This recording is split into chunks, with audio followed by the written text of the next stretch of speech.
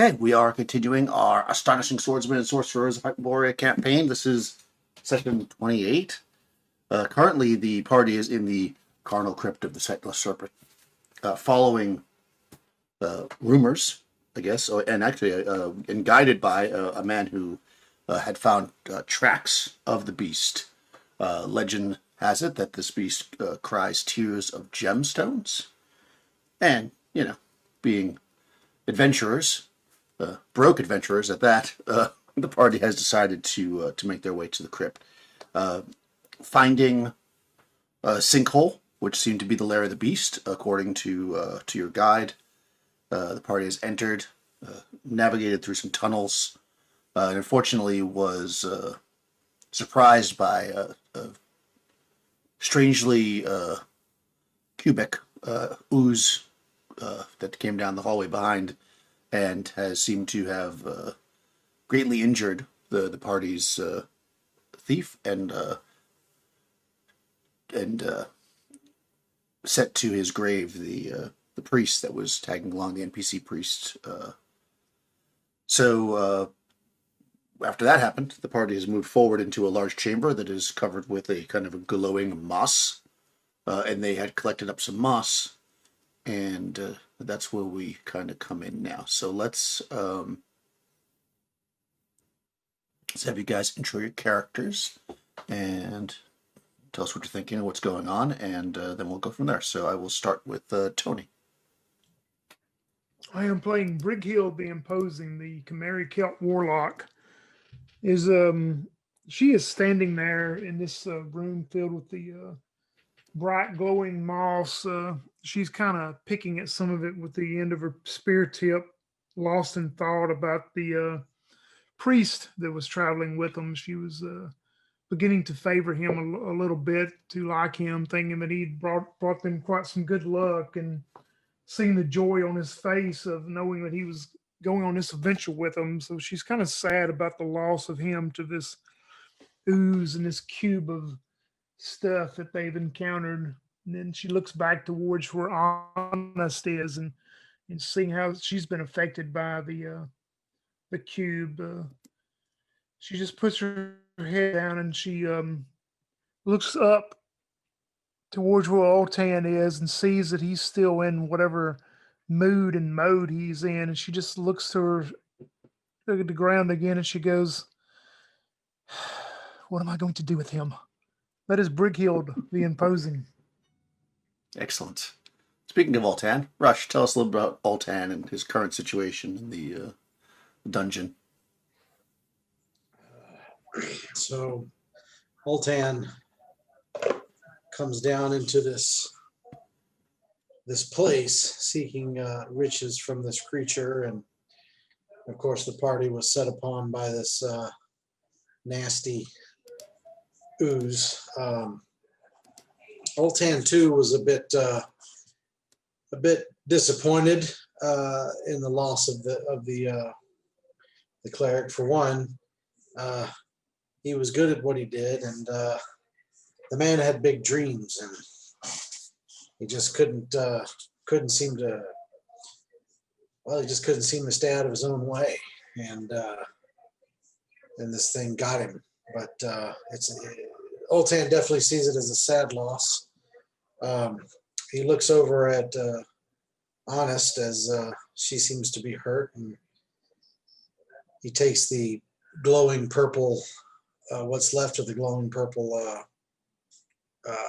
moss that he so expertly scraped and removed from the cave walls when no one else was able to accomplish it, and starts to think, what can I do for her?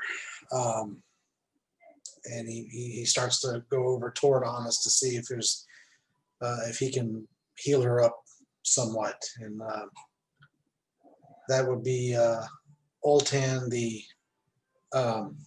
megalomaniacal cleric of Yunde.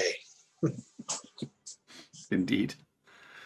So, Crystal, tell us about Honest and what's happening here, and kind of what transpired to this point.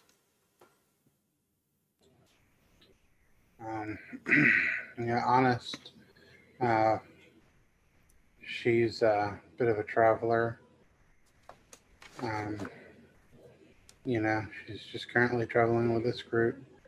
An old friend of Pinesta's, and she thinks that the cleric, that this spell that has made him all maniacal, not that she knows it's a spell, but she thinks, whatever is wrong with him must be affecting his mind, because he healed her last session, and she's only down by 1 point right now.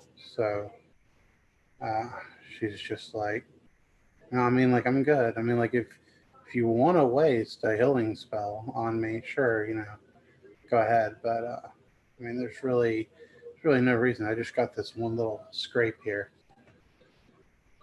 and that's honest. Excellent.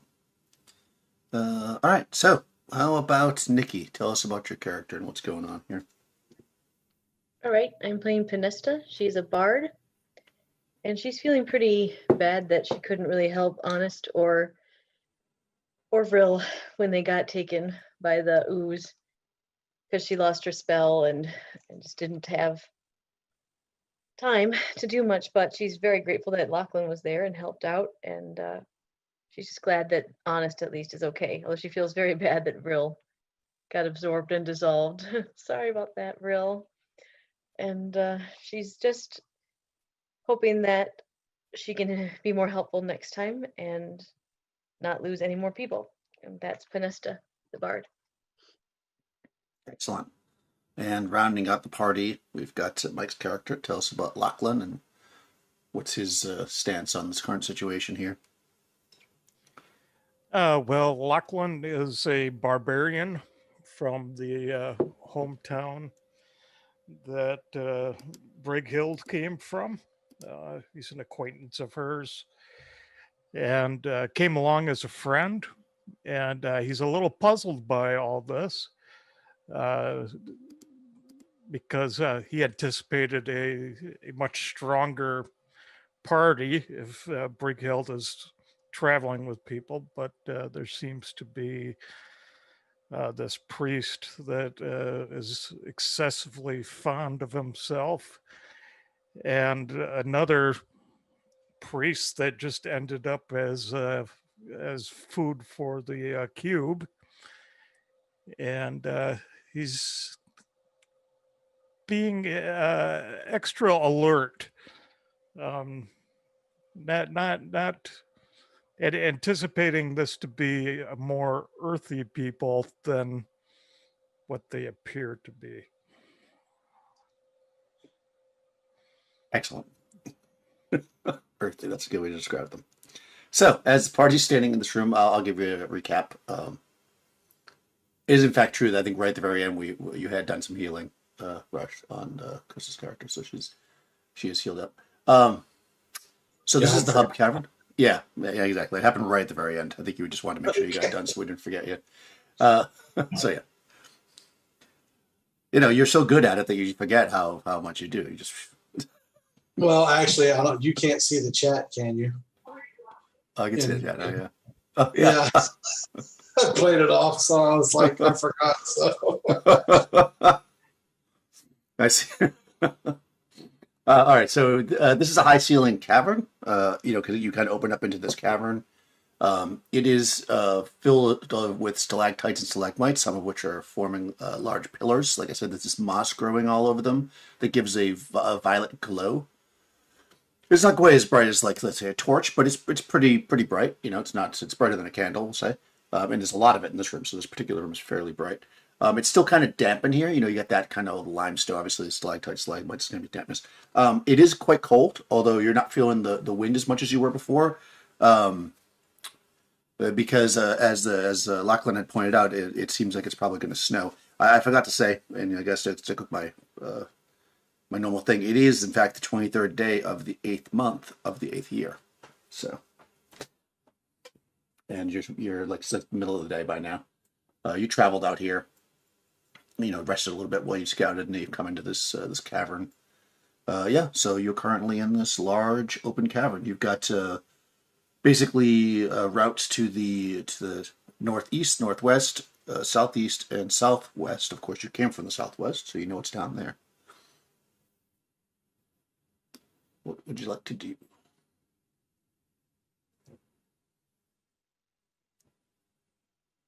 Well, I think we talked about at one point heading the direction that we felt the wind was coming from, right?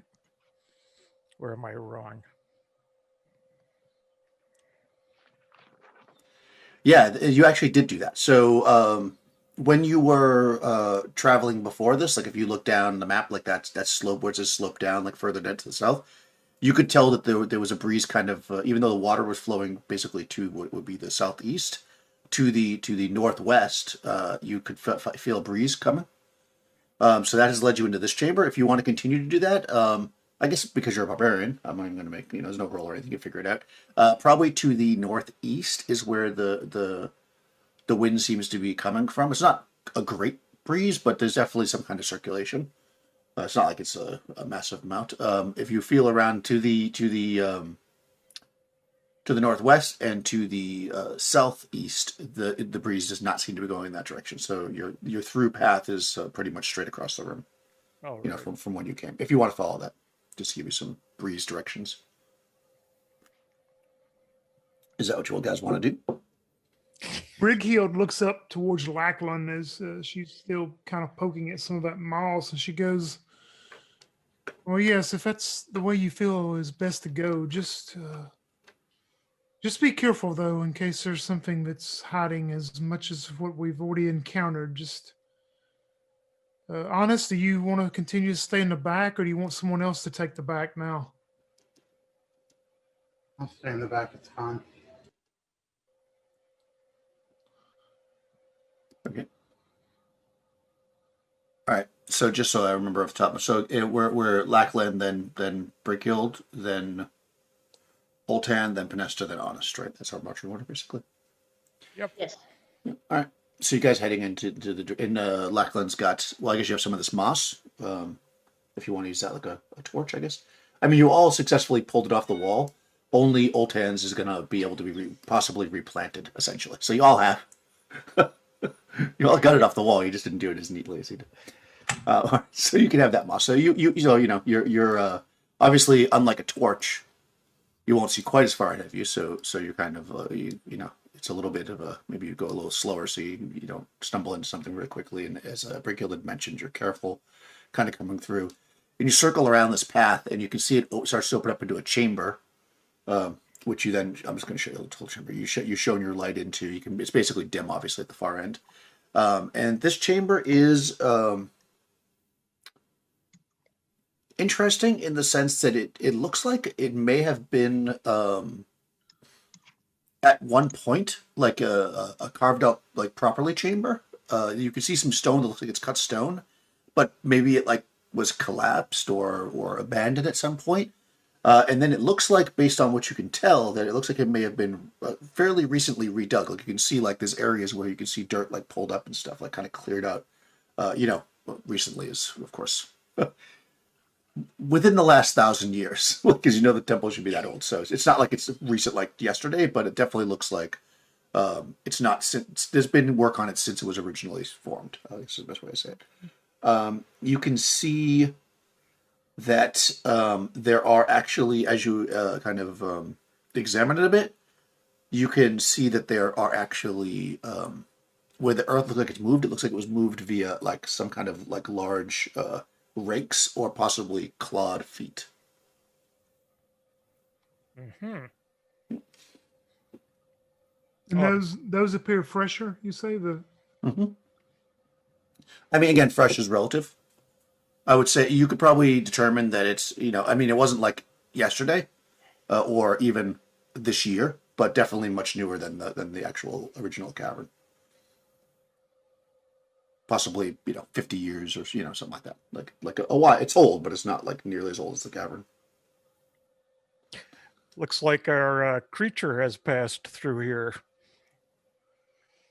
Well, Lackland, though, it appears that it wasn't yesterday that he come through here.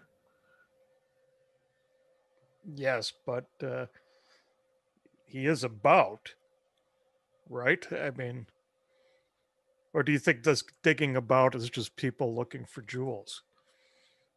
Well, that's what I say. We don't know whether to believe the man or not if he actually saw the beast. We haven't seen any fresh signs yet, but this is the nearest thing. Maybe the beast is crawled to the back somewhere and expired. We can hope.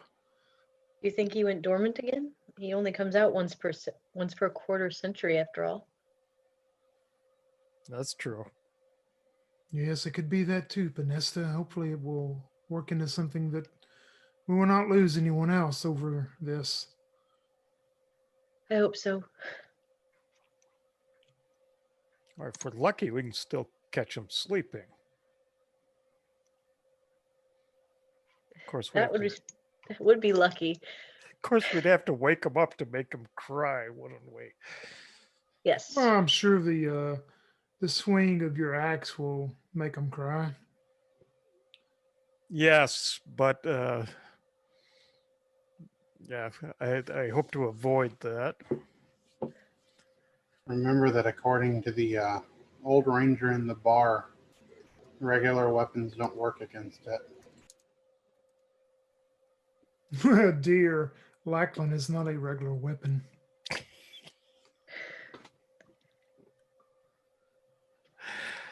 Well, I think that I will take that there, pigtails. That's yeah, I appreciate that. Shall we? Some regular weapons. Okay. Does someone else want to go first? I've been leading the way for a bit. The tracks go to the southeast, right? Yeah, they could. Yeah, exactly. They continue along the path. Yeah, you can see that the tunnel definitely goes that way, and you can see these scrapes and markings where it looks like it was dug out. Just to be clear, like there's not like really tracks. It's more like the tunnel was dug out, and you can see sign of it being dug out. The tunnel itself is pretty smooth, so you don't see any actual track. But you definitely see sign that some kind of beast or somebody with like some kind of heavy like picks or something dug this thing out. If one of you shall hold a torch, I will take the lead. No, why should we hold the torch when you are glowing mossy purple? Oh, because he turns to Brighild and he goes, well, you see, when you hold a mace in one hand, a shield in the other, and whilst I don't have a third hand. So someone has to hold the torch or the moss or whatever. Or I She can just cast rolls it. her eyes up at Panesta. Yeah, I guess he's not the best at multitasking. I'll hold the torch. Oh, you can hold the torch? I can hold the torch. I can hold the torch too, but that's Are you going to fine. go a second, Lachlan? You might want to hold it if you're going to go second. Yeah, I'll go second. All right. Okay. Then you can hold it some towards the back. Yeah, and these. Do you have an actual torch burning currently, or are you just using the moss? Lachlan kept a torch going. Okay, yeah, okay. So a torch is pretty bright. Okay, so I'll make sure to give you enough light. Then, all right. Yeah, so from second rank, you can definitely shine light forward, no problem. And you continue to move. You know, I'm just going to move you until something interesting happens. So you can. I mean, we're going to stop every 5 feet and go. What are you going to do next? You come to what appears to be a hole in the ceiling. The pathway, runs up. You can feel it kind of climbing up. It actually becomes a little bit almost like it's not so much that the whole passageway is on a slant, but more like it's not dug out as much. So you're kind of like you're gonna have to start squatting to kind of get through. It's maybe like 5 foot tall. By the time you reach a point where you can see that there's actually a bunch of debris, and it looks like it probably comes out into a room or something by the way that the light is flickering. The light of your torch is flickering out ahead of you. But currently you're like below this kind of squatted. Either you're hunched over or on your hands and knees, however you want to be. It's 5 feet, so you can just be hunched over if you don't want to be on your hands and knees. And you can see this seems to open up into a room, or something. Hmm. You see where I cleared it, right? Yeah. Yeah, I'll squat down and and go through. Cube. I'm just gonna shrink this down. So Yeah, Lachlan's right behind him. So all right, yeah. So you kind of squat down and lift the torch up and stand up into the chamber, and your torch reflects off the walls. In fact, because the torch was so close to your face, you didn't realize until you stepped out into it. The chamber actually is no. Well, I mean it's bright. I don't mean like that. right. The torch is close to your face. It was the torch is so bright. This chamber actually is lit. It's lit by what seems to be like a candelabra. So it's not super bright. It's kind of dim in here, but of course, as soon as you step up with the torch, you see bright light around you. Then you can see the rest of the room. And if you step slightly out of the way, so Lachlan can see as well, or if Old Ten stands there, or whatever. But I'll give you the quick breakdown of the room. This is number. All right. Here in this dimly illuminated chamber, the walls of this chamber are painted in murals, faded and chipped with time, depicting noblemen garbed in silks and tall conical caps, and seated on thrones. The walls are 18 feet tall. The ceiling arches to a 26-foot apex. A brass chandelier depends from the center of the ceiling. It has 24 candles in it. They are lit and burning, giving the room a dim light. Let's see. There's 4 doors in the chamber. Double door to the north, double door to the south, 2 normal-sized doors to east and west. That's your basic breakdown. Probably most notably, besides the rubble that you're standing in, the northwest corner of the chamber has been demolished, right? So, of course, where you are. The southeast corner holds a massive pile of mud-stained debris. The pile has a semicircular shape and rises to the height of 12 feet. Looks like it's a bunch of rocks and debris all kind of pushed together with mud kind of caking, and it's almost like a pile. You can see it's rocky debris though. It's not just it's not like a mud pile. It definitely is made out of rocks and stuff. And it goes about 12 feet up, so you can't see the top of it, of course. You just see it climbing. It's basically a big old pile of mud and debris. Otherwise, and of course, you can just barely, now that you're standing in here, you can just barely feel that breeze at your back. And you can tell that it's probably like the door. It's hard to say where you are, but at least one of these doors probably goes outside because you can feel that there's like you get that air circulation. So Old Tan is going to make his way over to the rubble, of course. Yeah, before you do that, does anyone have oil? I have. Yep. I have oil. I say we make one of our oils into a Molotov and throw it into that hole, and whatever comes out, we just coat it with fucking oil until it burns to death. Do we know that it's a hole, though? You can't see the top of it. It looks like a pile, basically. You're talking about this down here? Oh, no. This? It's not a hole. It's basically a pile. It's like a pile. Oh. Yeah. It kind of looks almost like a nest. Yeah, it does. But you don't know that from where you're standing. But it's literally a down below pile. Because you're not 12 feet tall, so you can't see the top of it. Yeah. Yeah. Gotcha. You just think you're 12 foot tall. Right. Yeah, exactly. That's right. Nice. Yes. There is in fact a hole on the top. You just can't see it now. So try not to use your. I'm gonna put a hand on his shoulder, and I'm gonna say, "By God, that's actually not a bad idea. But let us make sure that there is a hole up there for it to be thrown into." All right, waiting on you. He leans over and he goes, "We'll get the redhead to climb up there. She's your friend. You guys work well together." And then he walks over to the pile of rocks to try and inspect it. Basically, Old Tan is inspecting it. He wants to try and figure out if it's like literally just a pile or is it like hollow inside or. Sure. Yeah, you can inspect it. Roll a d6 for me. Where's the candle when it's lighting the room at? It's dead center of the room. It's about 18 feet up, so it's at the top of the walls, basically. So like where the number 9 is. Yeah. Yeah, she looks towards Pinesta and motions for her to come with her. She wants to go over and let them look at it while the Great One's doing what he's doing. Okay. Okay, So I rolled a 3. nice. Okay, what's everybody else doing? So what's Honest doing? You're preparing one of your oils as a Molotov? Yes. Okay. How about Lachlan? Lachlan's going to shove the end of the torch into this pile and climb his way up there. Oh, into the other pile? Okay. Yeah. Into the pile that Old Hand's exploring? Okay, that's fine. Yeah. Nice. You have a move silent skill, right, as a barbarian? Yes. Yeah. What is it? Well, Tan's basically looking at Honest going, well, he's a go-getter. Yeah, what is it? It's the same as a thief at this level, at 4th level. Okay. Do you know what it is off the top of your head, Crystal? I got it here somewhere. 6 and 12. Yeah, 6 and 12. Yeah.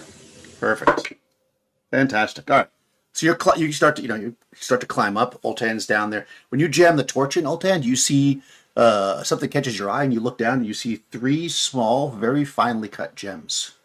2 of them are like almost like a blackish, but they're transparent. But they almost have a black look to them, like a deep, like blue or purple, but almost black. And one of them is red. And this is on the floor outside. It's actually you're like inspecting to see if it's a solid piece. You actually see it like almost like it like was on the pile and then over whatever time or something moved over it. There's like some mud on it, and you kind of just like move the mud, and you can see like buried in there. Yeah. Well, I'm gonna wave Honest over and start like picking them out. Okay. Perfect. All right. So while that's going on, so you Brickhild and Podesta, you look at the chandelier. It does seem really interesting that it has these 24 candles on it, and they're clearly lighting the room, but they look like they're brand new. Like and there's no dust on the chandelier at all, but I mean the candles themselves don't look burnt down at all. Nesta, this is evidently some type of magics that is causing this. Have you ever heard stories or seen anything like this before? I've never seen anything like this before, but I may have heard something. Did I? I mean it is like yeah, you've probably heard of this one. It's not uncommon.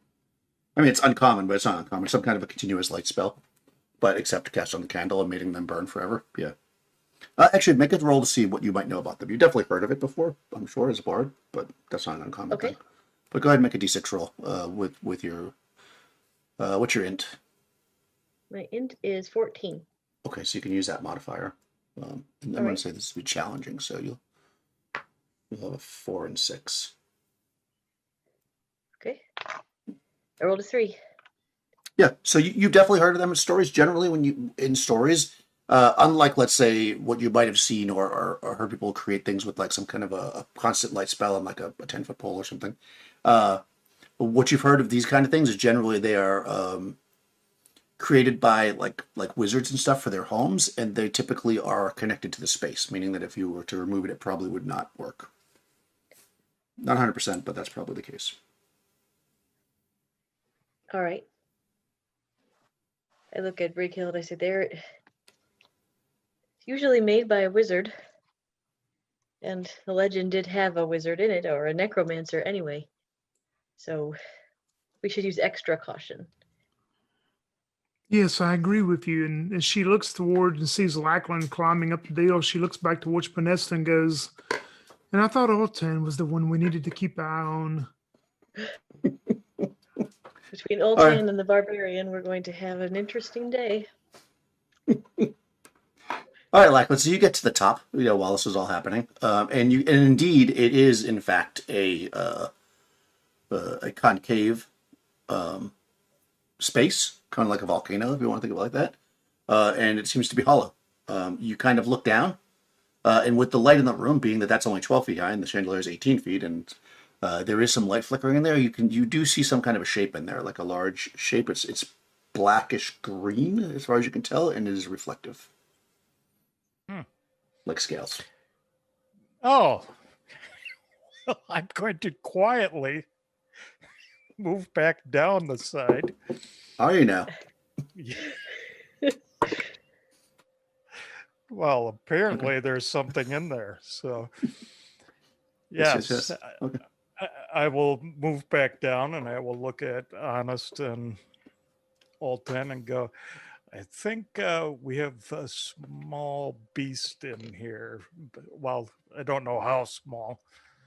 All I saw was scales and sort of a black and a green. But there's definitely something in there. And me and Panessa hear this conversation also. How loud are you talking? I mean, do you just come down and kind of whisper it to them because they're at the foot of the thing, or do you kind of announce it to the entire room? Well, I'm not that dumb. So,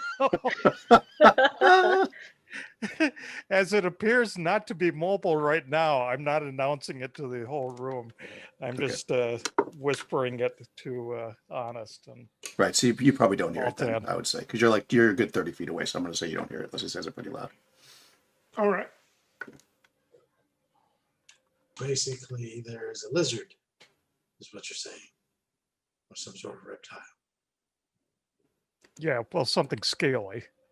And then when he said that, I go like this, and I go look over at Honest like that. Here's holding oil. Yeah. Honest holds up her Molotov that she's made. Should we consult with the others, Well, I think so. or should we Honest just- will like wave to the others and point at the Molotov and then point at the pit. I mean, if it was me, I'd just send it. Yes, you would.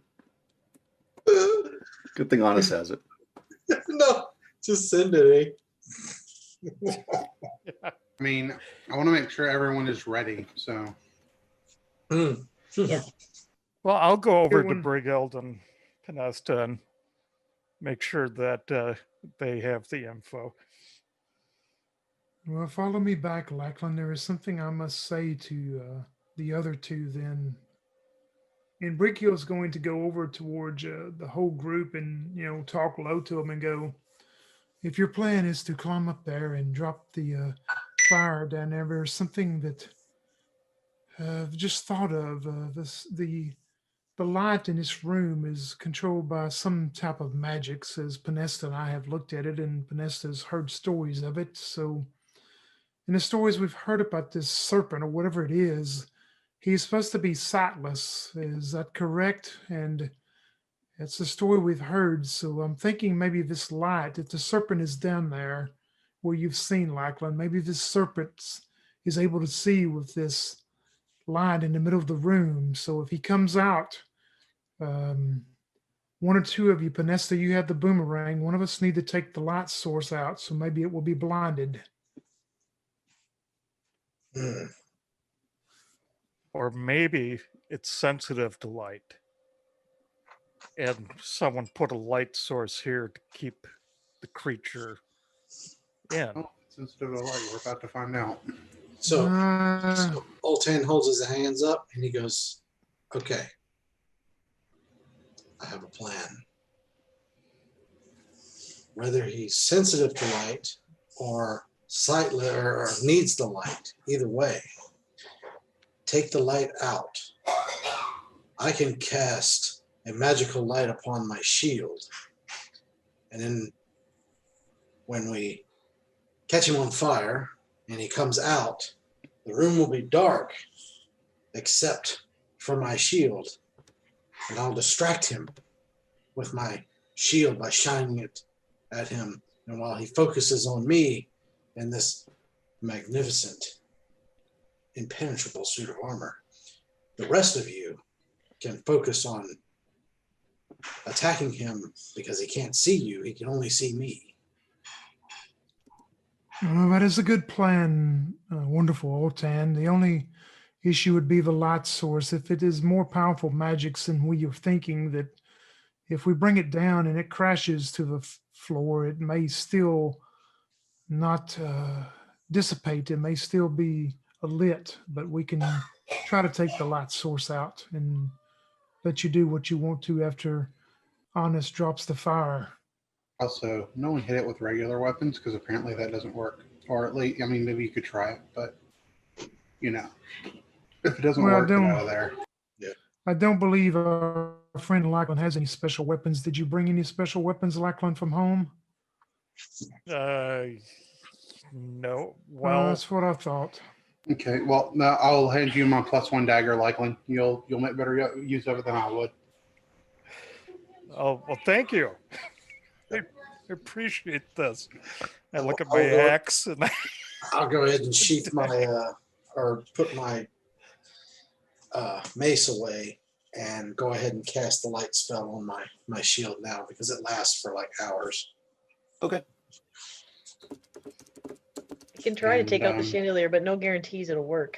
I mean, I'm gonna load my repeating crossbow up with my 8 light silver bolts. Okay. Well, Panesta, we will wait until Honest starts back down because if it does take out the chandelier, we don't want her to fall in the dark to the cabin floor. I can still light her way with my shield. Just make sure you stay behind me so that it won't see you.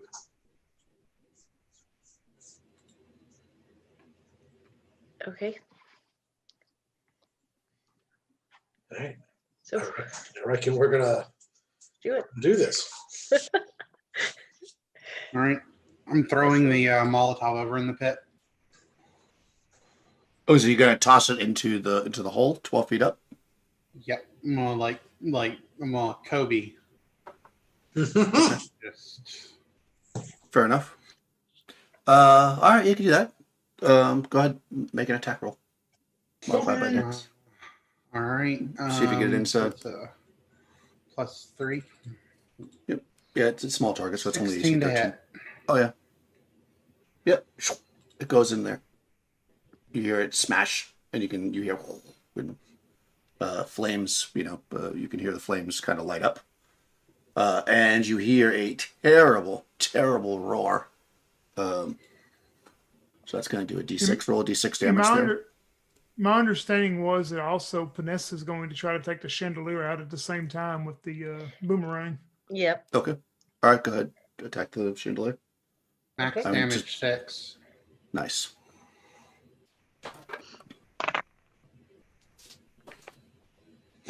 Just don't Oh, roll I missed. terribly. Yeah, I rolled You terribly.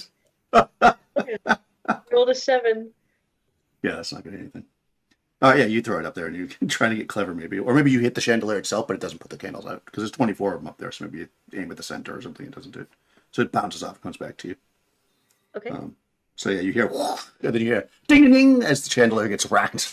And then you hear a terrible, terrible roar.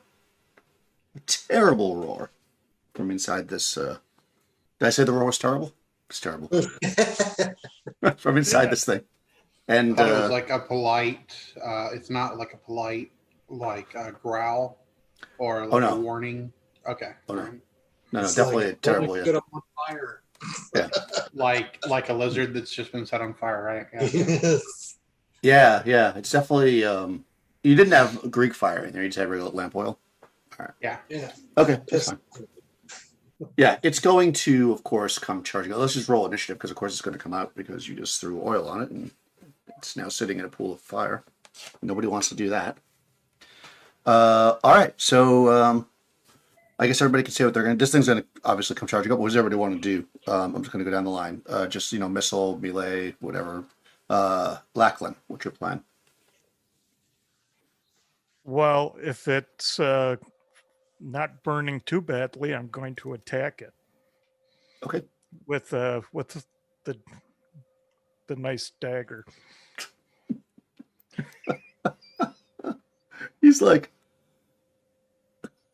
how about big shield? Spell.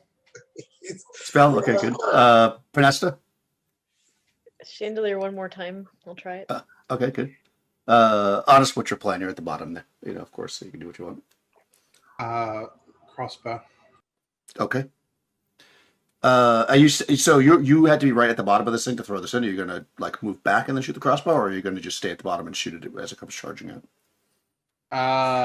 I'll like move back and then shoot the crossbow. All right, so you'll shoot second phase then. And how about Ultan? So I'm gonna, as honest as moving back, I'm gonna try and move forward and try and get in front of everyone. Okay. And just go melee because I don't have any. I don't have any offensive spells. So I'm just gonna hold this shield up like this and just be like, ah! Try to get his attention. You're gonna try to scare it off, all right? Fair Well, enough. just make I know. it look at me. All right. So, Mike, you could do initiative for this combat. Go ahead and roll a d6 for the party. Oh, you got a 1, so that's going to start you off pretty well. Oh, I got a 1 too. Aha. What's your dexterity? 16. All right, yes, you're going to go first. So, I mean, you can't do anything till it comes out, clearly. So, the first part of the round, it'll come out. The first phase of you can't do anything. Well, actually, that's not true. Honest runs back. Panesta can throw the boomerang, so go ahead and do that, Panesta. All right. All that can happen. Well, that's better. Much better. Yeah. So that will hit armor. That's like a 14, so armor class 3. Yeah, that's fine. That's more than enough. You smack it, and the candles like snaps up. You throw the boomerang up, and it goes. And like there's a pause, and then all of a sudden all the candles fall down at once. Just as you catch the boomerang, you catch it, then the room goes dark.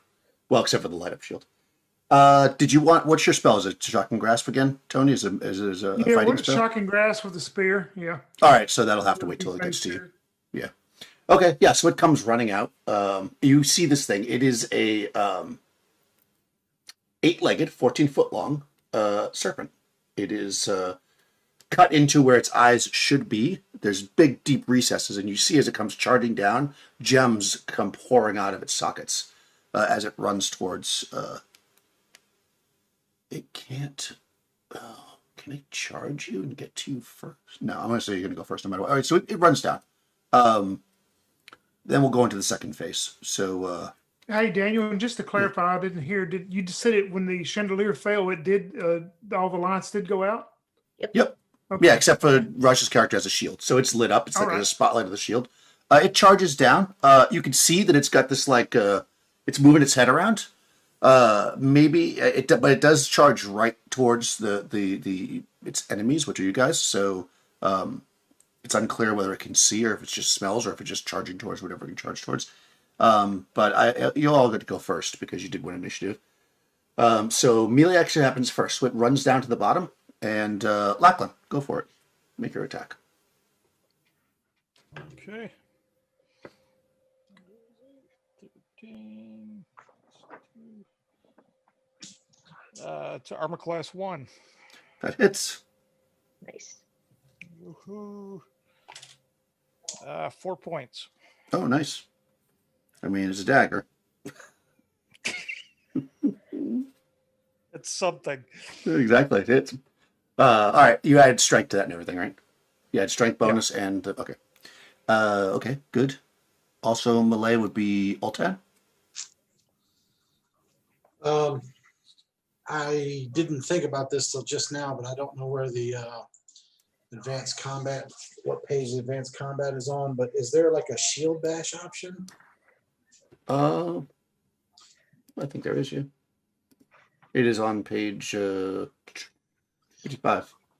Shield bind, shield, splinter, shield wall, shield cover for ally. No, I don't see any kind of a shield bash. Well, and plus, you know what? They told us specifically that normal weapons don't work. So my shield isn't just normal. Okay. So other than just having light cast on it. So yeah, never mind. So yeah, I'm gonna just sit there and try to block anything as he comes through, intercept him as he goes after anybody. All right, so you're not actually attacking. You're just going to do shield cover for ally. I don't have anything that can hurt him. Okay. You don't really know that, though. I mean, that's just a story you heard. Oh, yeah, I guess that's true. Well, you know what? That's not true. Hold on. If silver hurts him, because my mace head is silver. Remember we had it crafted? Yep. Did you want to attack it? Okay, Yeah, so you're going to try attack it. it. Yeah, I'll try it. What the hell? All right. If it just bounces off of him, then we'll know. Okay. Where's my damn? Okay. I rolled a. I hit armor class 5. That does not hit. Ah, shit. Bounces off the thick hide of the beast. Okay. Regular weapons don't work. Okay. All right. Missiles go next, which would be honest. Yeah, Honest has she has her silver crossbows, her silver bolts. Right. With the repeating I'm crossbow. tempted, Nice. yeah, I'm tempted to just shoot once because, like, if silver doesn't affect it, I don't want to waste my bolts. But, That's what I would do. yeah, but then I could miss. So I feel like I should call out how many attacks I'm going to do beforehand. So, fuck it. I can buy more silver arrows. I'll just shoot Send 3 it. times. Yeah. Okay. Okay, so the first one is probably going to miss. That only hits armor class 8. Nope. But the second bolt hits armor class -1. Yep, that hits. Oh, And there you the go. third bolt hits armor class -4. Nice. Yeah, give me some damage. So these do D6 each. So the first one does 3, and the second one does 5. Nice. So 8 total. All right. Yeah. Yeah, you guys are wailing on this thing, and then finally, Breakhild. Yeah, Brickyard sees Honest make the 2 good shots, and then she's shaking her head at Oltan and his mace by just him flouncing around. So she runs straight forward at the tip of her spears. It's starting to crackle blue and white, lightning looking, and shocking grasp for 12 damage as it hits it. Oh, okay. Yeah. That gets it. All right. Yeah. Yeah, it's it definitely looks like it affected it. It's really pissed off now. And there are. Did the bolts look like they affected it as well? Yes, indeed, they did. Okay. All right. Silver so hurts it. standing directly in front of it are 3 targets, and it gets 3 attacks. That seems to work out perfectly. But because I am the nicest GM in the world, I will let you all roll a d20, and whoever gets the lowest roll gets the bite, because that's the one that's the most deadly. So Mike, Rush, and Toady all can roll. I rolled a natural 1, so beat that. Oh no. I rolled a 9 and thought, well, there you Yeah. go. I rolled a 6 and thought I was a goddess. Oh wow. All right, so we'll do a claw first. All right, so claw against Lachlan. Okay. It's like you guys are all competing over who's the worst. Yeah, that hits armor class 2. Does that hit you, Armor class Lachlan? 2? Yep. Yeah, yes. Okay. Claw against Claw gets skin. Oltan. That's not going to hit you, I don't think, but we'll see. That hits AC 6, so no, because you have like the crazy armor. And unfortunately, bite against Perkilled. That's a 15. That's going to hit you. That hits Yeah, AC armor 4. class. Yeah, it hits -4 actually. So that definitely hits you. All right, so D6 damage claw for the barbarian, 3 points. Oof, bite 2d8. Thanks. Oof, 4 and 5, so 9 points. 9 and that's points, okay. yeah, and both of you that got hit make a saving throw versus petrify. Oh, that's transformation, right? Yep, transformation. All right, Transformation. because I get a +2. Nice. But it's not going to help as I rolled a 2 on the die. Oh no. Oh no! Don't say yep. I failed too. Yes. All right. This creature slashes at the barbarian, who staggers back and bites your warlock. The Chimeric Celts, villagers who have grown up together. You maybe like feel something coming through you, and you look at each other and get the side eye and you now see 2 perfectly formed statues. One of Brighild, one of Lachlan. No. And What do you guys want to do? Lackland, you can't do anything. Breakfield. Okay, so Pinesta, what's your plan? Oh boy. I'm going to try the Rod of Suffocation on this thing. This does not F around. All right, honest. Gonna shoot it again. Perfect. And how about Oltan? Right up front there. Melee. All right. All right, Oltan. Right? No, it was Lackland that was rolling initiative, right? All right, Mike, roll initiative for the party, even though you're petrified. Oh, it got a 1 again. Holy crap. That dies. That's a 5. Okay, you guys are going to go first. So, melee happens first. So that is Oltan. Oltan the Bold. I hit armor class 2. That hits.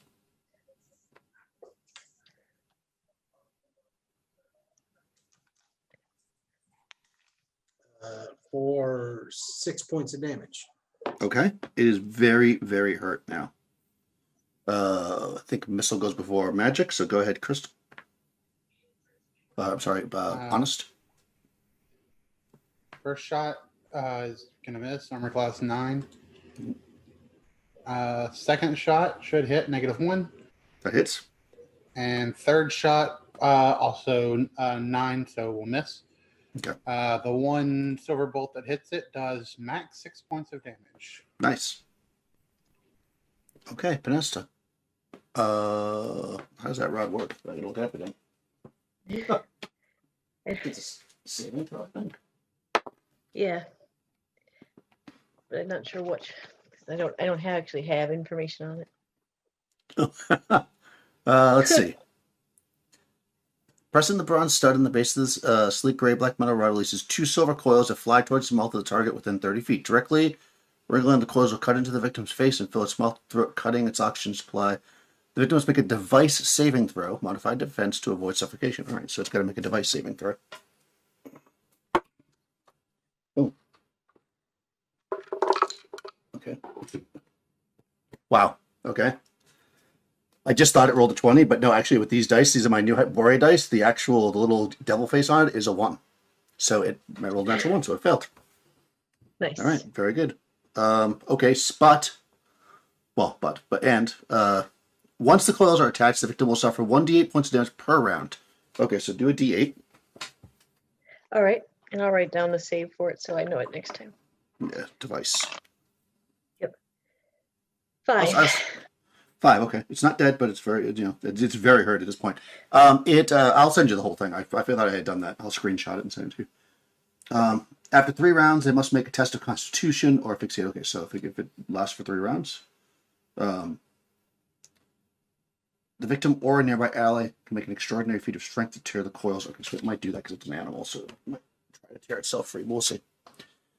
Right. But in any case, the only person standing there, unfortunately, is our incredibly well armor-clad, so hopefully he's going to save his butt, cleric. As this thing gets its mouth and it tries to... Oh, actually, it can't bite you because its mouth is full, so it's only going to be able to do 2 claw attacks. First one, 16. That's going to hit armor class -5. That's 1.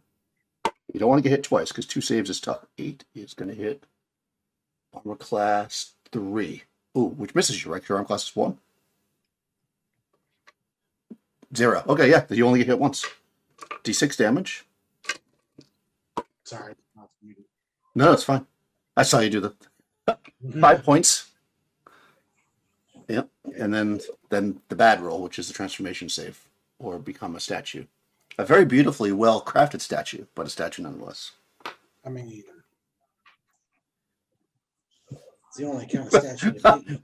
Right. If there's going to be a statue of Oltan, it's got to be a really well-crafted. All right, and I got to make the save, right? Yeah, transformation or be stoned, and not in a good way. I got a 19. Nice. So, That should be good. Yep. Yeah, this thing hits you, but the vile magics do not affect you. Your god has thought, Oltan's too important for this as we come into the next round. The gods Uh, laugh at this creature. Yeah. All right. Next round. What does everybody want to do? If you're good or not. No, I'm sorry. Oltan No. already has a brain like a rock, so it just doesn't affect him. And the muscles. Panesta, what do you want to do? I guess you're holding the rod. I am. Although I guess you don't have to just hold it. Although it could run away with it if you don't hold it, I suppose. Yeah, I don't want it to run away with it. Yeah. Okay. So you're holding the rod. How about honest? I shall shoot it twice. I have 2 arrows left. Nice. And We'll see Oltan? if I'll shoot it twice. Oltan, what's your plan this round? Melee. All right. Sounds good. Let's get a initiative check there, Mike. 3. Also roll a 3. And your dex is higher, so you guys go first. We start always with melee, so go ahead, Rush. Oltan, I should say.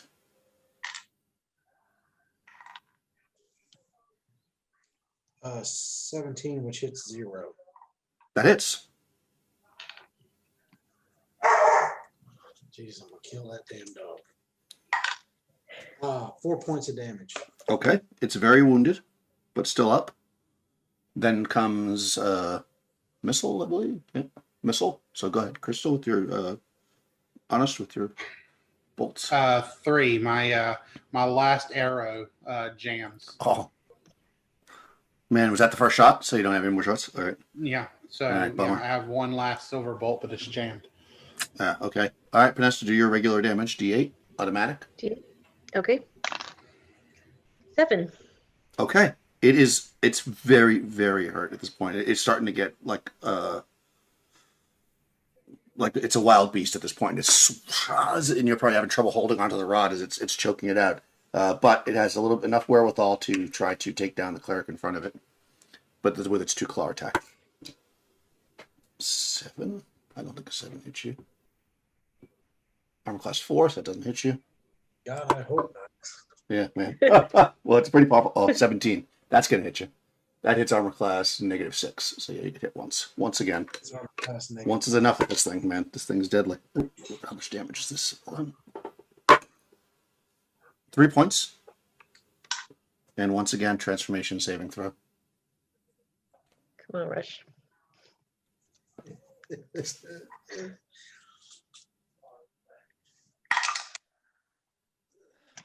You're not gonna believe this. It's cocked. So reroll it. It's cocked. Reroll. I got a 16 on the dot. Is that what you needed? Yes. All right, you're good. So you just take 3 points of damage. You are holding out. All right, well, that's the end of that round. Next round, Panesta. I guess you're doing Yep. the same thing. Yes. Honest, what's your plan this round? This thing is very hurt. Yeah, like, could I possibly run forward and toss a dagger at it?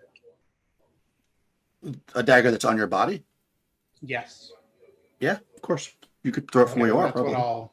You probably don't even need to run forward. Well, yeah, I mean, the dagger is 10, 20, 30 for distance, so. Oh, yeah, so yeah, if you want to be short range, yeah, you can run forward for sure. Oh, wait, sorry. Yeah, you'll throw it on the second phase, though, if you run That's forward fine. first. Okay.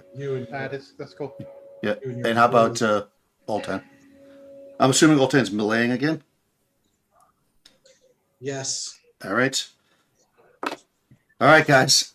Mike, initiative. 4. All right, it got 2. So you guys are going to go first. Once again, melee goes first. So Oltan.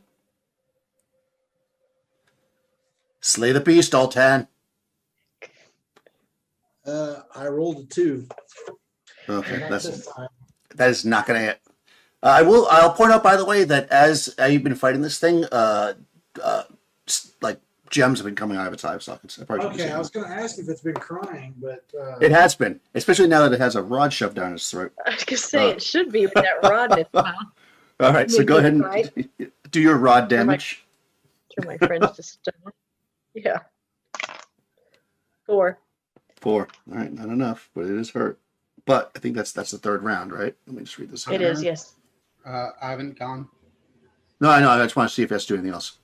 Once the close touch the sufferer, would you per round after 3 rounds. So that means next round it'll have to make a test of Constitution. Okay. So now go ahead, Honest. Oh, no, it's going to go first because you have to go on the second phase. So it's going to attack Oltan first.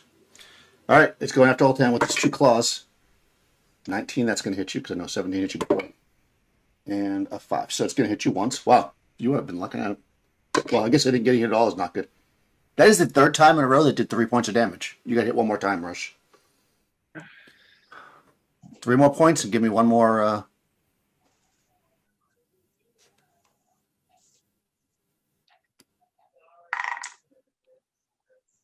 And this time I roll a 14 under a 16, so I fail the save. You don't have any bonus for transformation, right? No, only have a +2 for sorcery. Okay. I believe transformation is because you guys both rolled really low, right? So I don't know because you're so close. I think Constitution modifies that as well. So if you have a crazy high con, My Constitution's only 10. what was your question, Tony? If he's level 5, your saving throw should be 14. Yeah.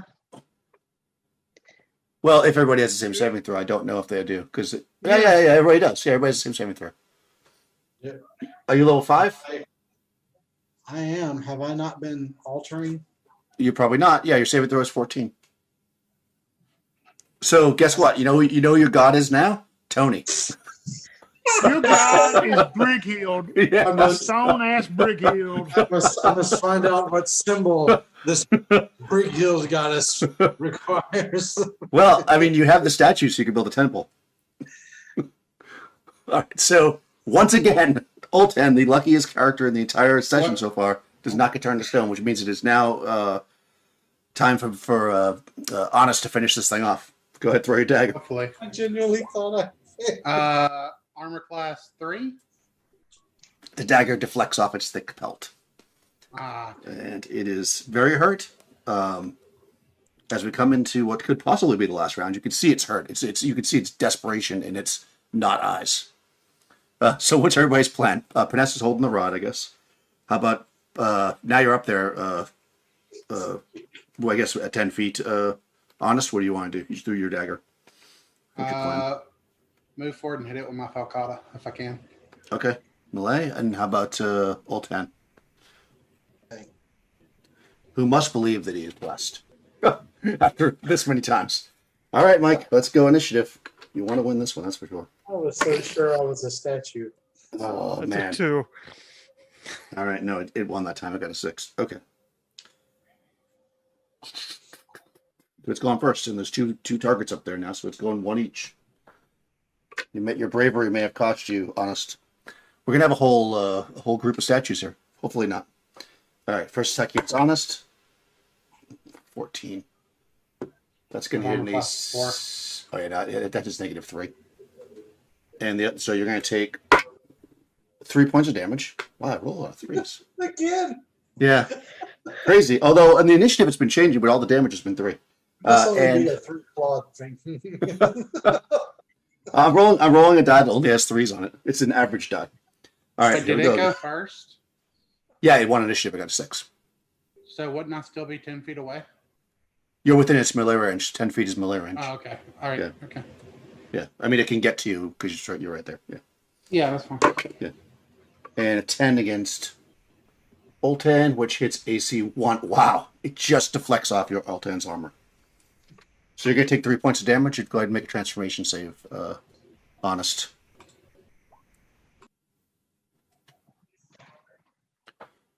Oh, is that your save?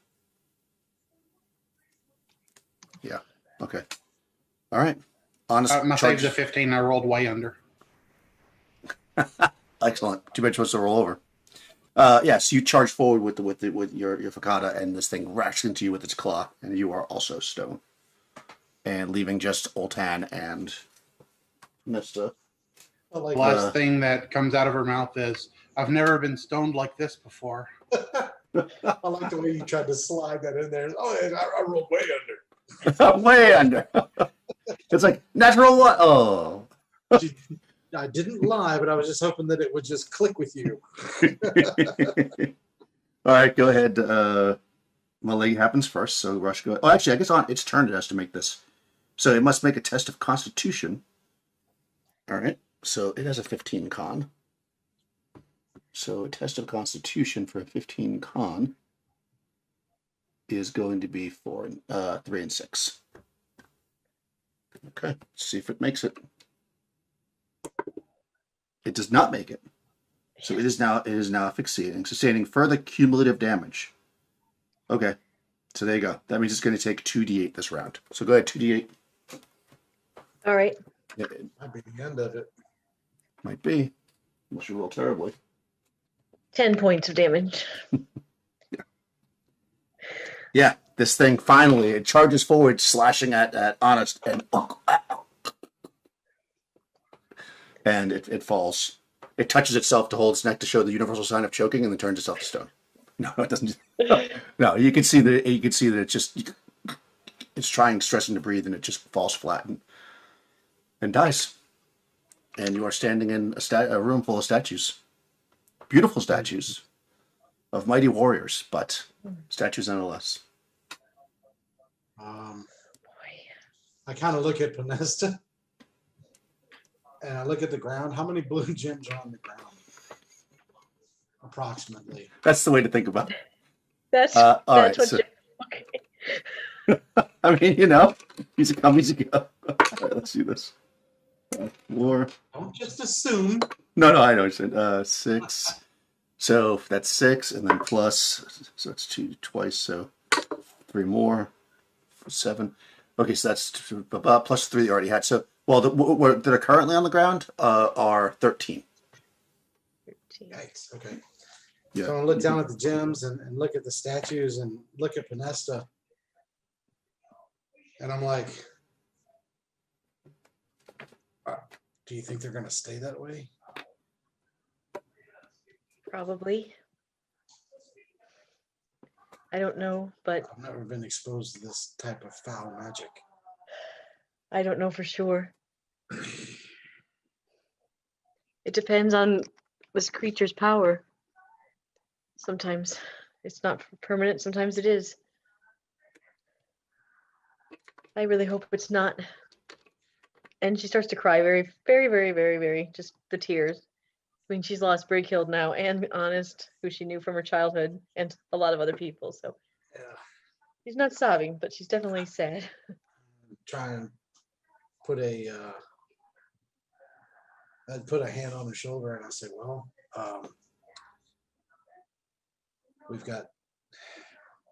we can try to bar the door or stand guard over the rubble and hope that perhaps this magic wears off and they come back.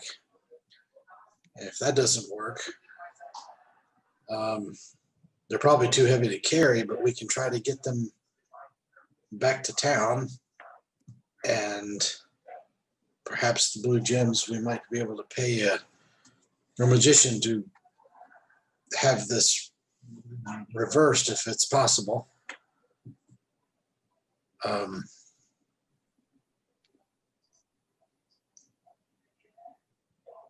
Aside from that, I'm out of ideas. I don't want to leave them down here. Neither do I.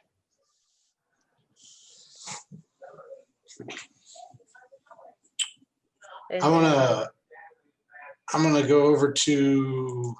You said that earlier we could feel a breeze. Yeah. I mean, if you spend a minute trying to figure out where it's coming from, it's definitely coming from the door that's to the south. So the one, at the bottom of the room, the double door. So I call Panesta. I said, let us check this door and see if it leads directly to the outside. And I want to go try that door. Yeah, you can see that it's locked, but you're on the inside of it, so you can just flip the latch and you can unlock it from the inside, obviously. Okay. And when you do, you open the door and you feel like a pretty heavy breeze. You can finally open it up. It's like, whoosh, you feel the breeze come through. What you see in front of you is stairs going up to, you can probably, I'm just going to say you can see it to make it easier. You walk up there to look, you see them go up to another door, and this door actually is deteriorated with age. Thus, there's a small hole in it, which is where the wind's coming from. And when you kind of pop this door open, it's the same thing. You see that it goes to the end of the map. It basically goes outside. Okay. And in fact, where you are is, I'll show you on the other map. Nope, not that map. That's the other adventure. You are at D. Yeah. I think. I'm 99% sure I do. Let me just make sure it's true. I thought for Yeah. sure you were gonna like pop the door open and there was gonna be like a dragon breathing on the other side. No, Yeah, no. I mean, right. you can kind Yeah. of because of the direction you came and because of the nature of it, you can kind of see shimmering in front of you, and you both have experience with magic. That there's clearly some kind of an illusion, making this area look to be a stone outcropping when in fact it is an entrance to clearly a tomb. In fact, the tomb even says on it.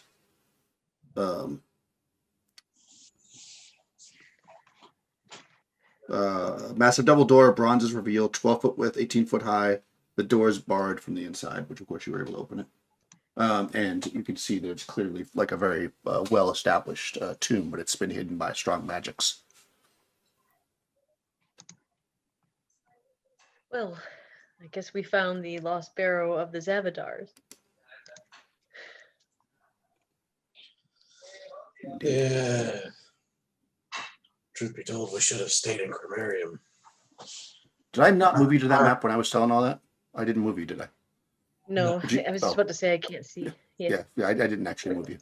I switched it on my screens. Yeah, so yeah, you come out of D. Now I moved you, right? Yes. Yeah, Roll20 has that thing, which I guess is good, so you can go on other maps when the players can't see it. But then sometimes I don't forget what map you're on. So you're basically at D, where the deer were kind of gathered around. There's like they were like licking salt from some of the there's like a salt lick right near there. But basically, it's an illusion, and you can tell from where you're at. I mean, possibly the giant D floating above it was a giveaway, but it's hard to tell. I will say this though, you can see that it has started to snow, as well. Yeah. So I look back at Pinesta and I say, the only thing that concerns me about this barrow is that there are other doors, and we know not what's in them. Right. But we can sleep the night and hope that they change back. Perhaps with the creature dead, maybe its magic will fade.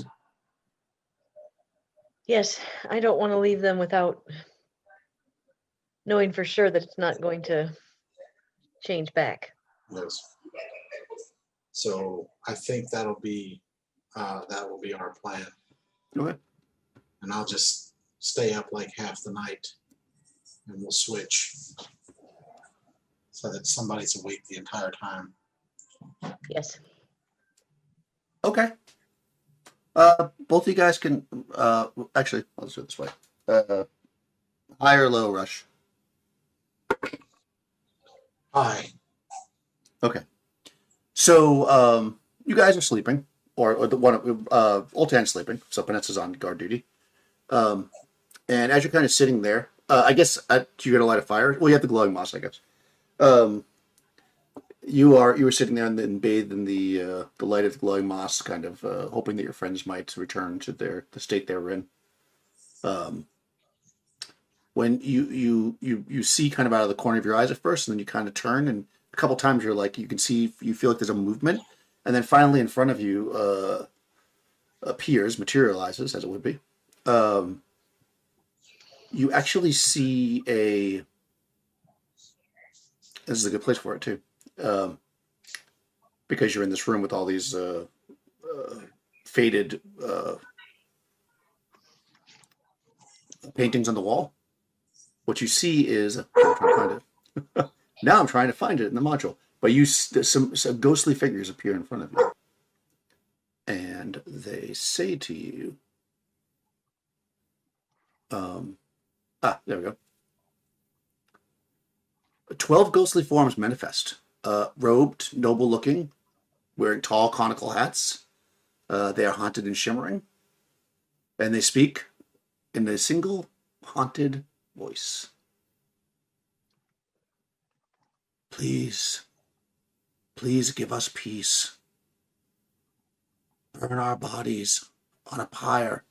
Do not let the necromancer's curse befall us. He is mad. A mad necromancer. He lied to us. Free us. Free us. And they float away. Of course they do, because God knows we shouldn't be able to ask them a Ask so question. many questions, right? Would you like to ask him a question? Yeah, when I asked them, I said, if Well, you're asleep. Huh? Vanessa's awake. You're asleep because you rolled. You said hi, but okay. so Vanessa's up. I Do didn't you know want to if try it to talk to them before they disappear? I didn't know if they were loud enough to wake me up. You know what? Maybe. Go ahead and high or low. Hi. Yeah. When they come in, maybe there's like some fanfare, you know. You wake up because you think it's for you. Maybe, I don't know. I'm guessing nervousness plus the voice.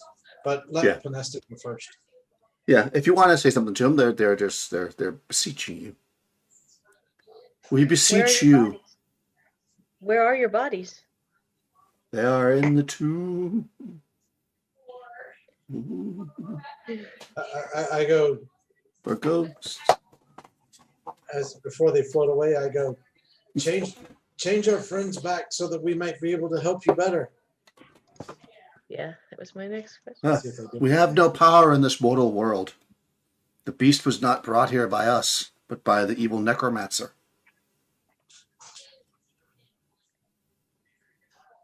Damn it! Yeah. So they say they say we're in the crypt. Does the necromancer still live?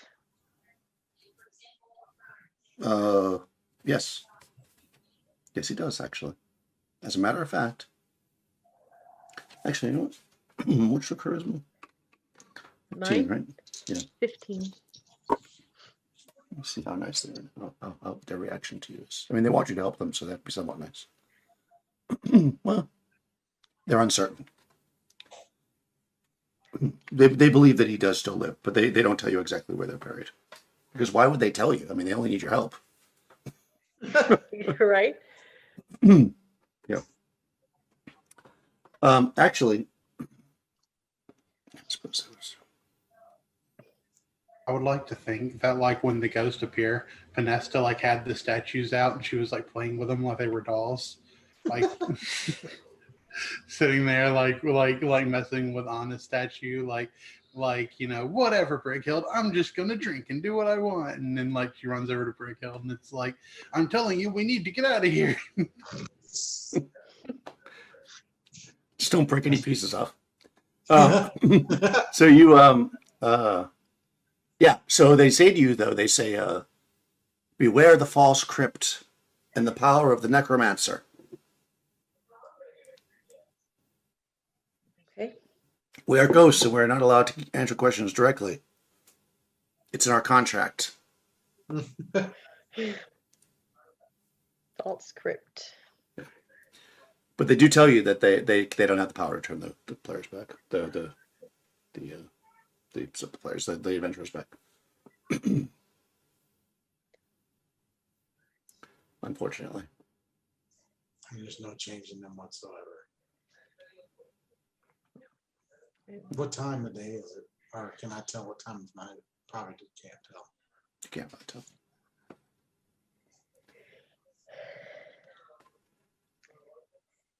Yeah, I Well, mean, they'll float away. Are these statues going to be like really, really heavy? Probably. Yeah, I mean, Brickhild is quite imposing.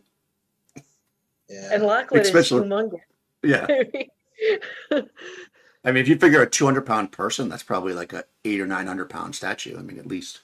I mean, just doing rough. So no dragging them outside, hoping that getting them out of the tomb would work. It would probably be difficult to drag one out without risking damaging it. Yes, with only two of you. Maybe Honest, she's probably small, but the rest of them. I mean, Brighild's pretty big, and of course Lachlan's huge.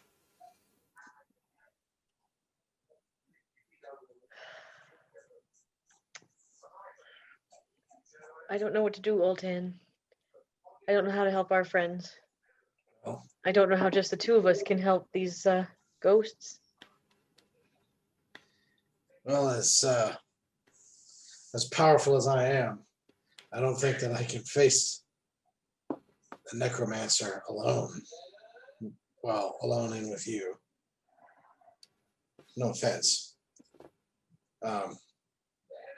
None taken. But we need to get some men in a wagon to come and get we can come right in the exit here and grab the statues and pull them back to, we're outside of Swamp Gate, right? Yeah, you're about 10 miles into the wastelands. To get a cart in here would be nearly impossible. If you wanted to carry them out, you'd probably need to bring people in to do it, or maybe mules. But you wouldn't be able to put them on a cart. That would be too.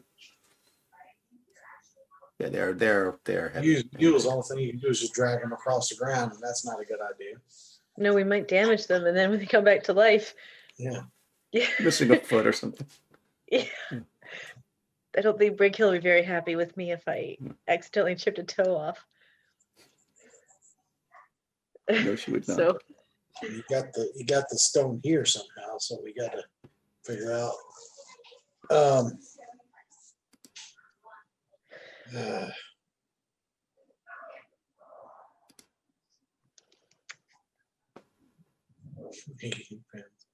what if we could get a magician to come here with us?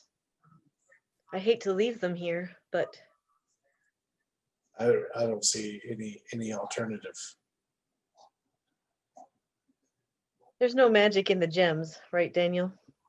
Not that you've ever heard of, no. Okay.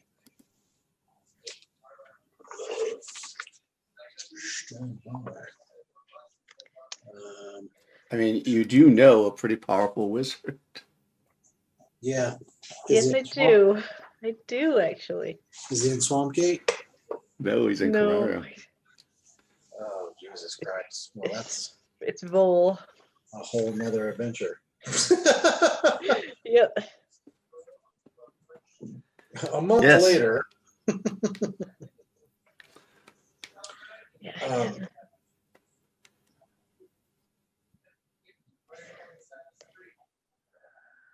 Well, Vanessa, we have to look at it. We have to look at it logically.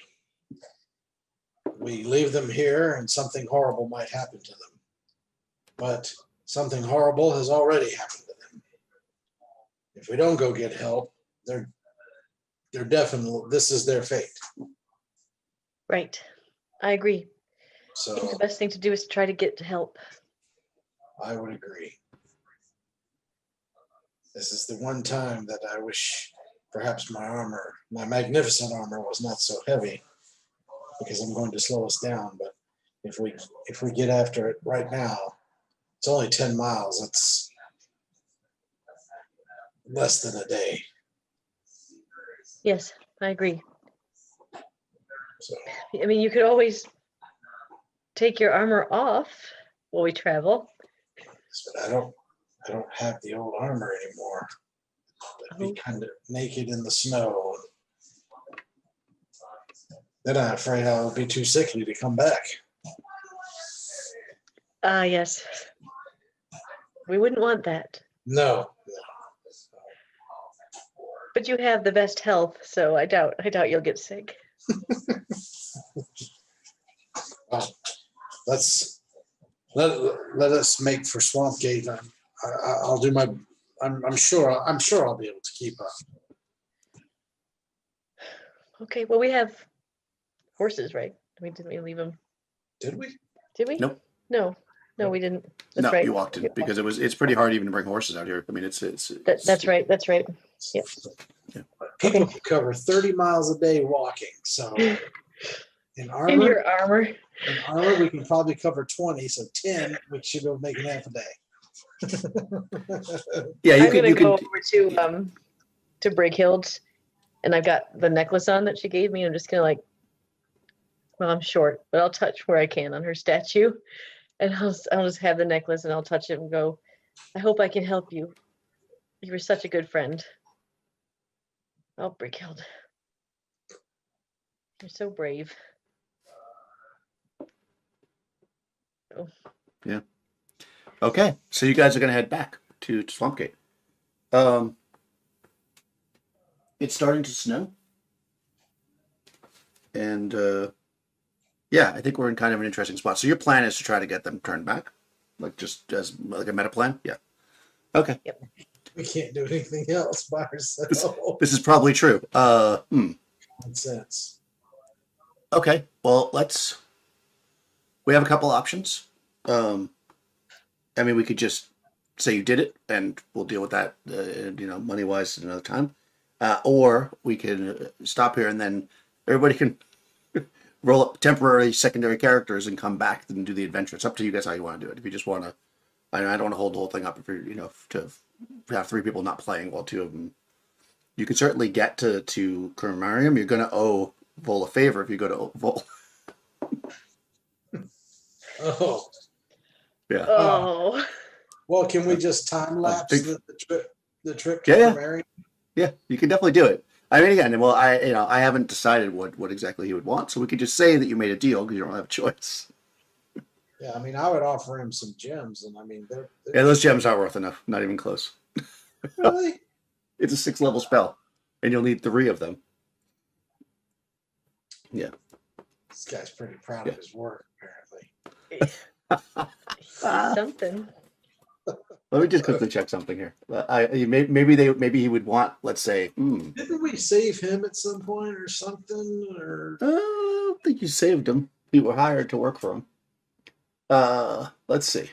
did we do I mean, anything? perhaps if you offered him a very powerful magic item, he could do it in exchange. No. She said, I'm not giving that thing up. Yeah, The guy can go book himself. I mean, I'm just gonna quickly check. So even just to make a scroll, because that's what he would probably do, is make a scroll. He's not gonna travel out there with you, probably. To make you a scroll, let's quickly check this. So if I go magicians, it's gonna cost scribe scroll 500 plus 100 gold pieces per. Yeah, so just to make one of those scrolls is going to cost. It would cost him 1,100 gold pieces, and the gems, I'll tell you right now, are only worth 100 gold pieces a piece. So you've got what 1,600 gold pieces, and you need 30 minimum 3,300. Yeah. So I mean that's his cost. So he's going to literally have to take money out of his pocket to do it, which is fine. I mean if you want to just because clearly we can't just everybody. What's that? I would look at Pinesta. Yeah. If we're going to time lapse this thing, and I say, well, we can pay him and be completely broke, meaning that the gems that we have taken, we will not have, plus we will lose money. Not saying that our friends are not worth it, just saying that's a lot of money. You know what you could sell for the amount of money? That armor.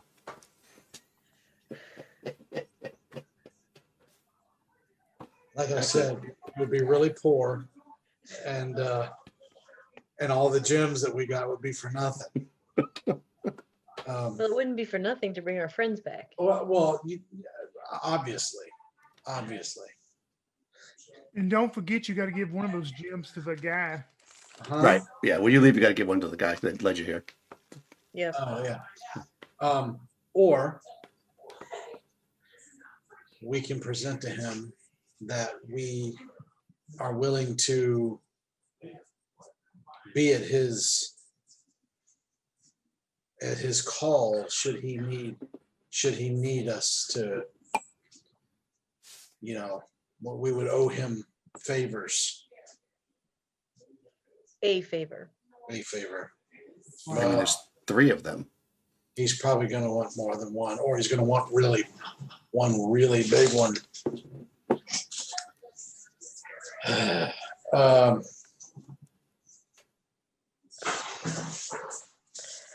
Well, Well, We don't have enough money to pay. I mean, we don't have enough money to pay him completely, no matter what.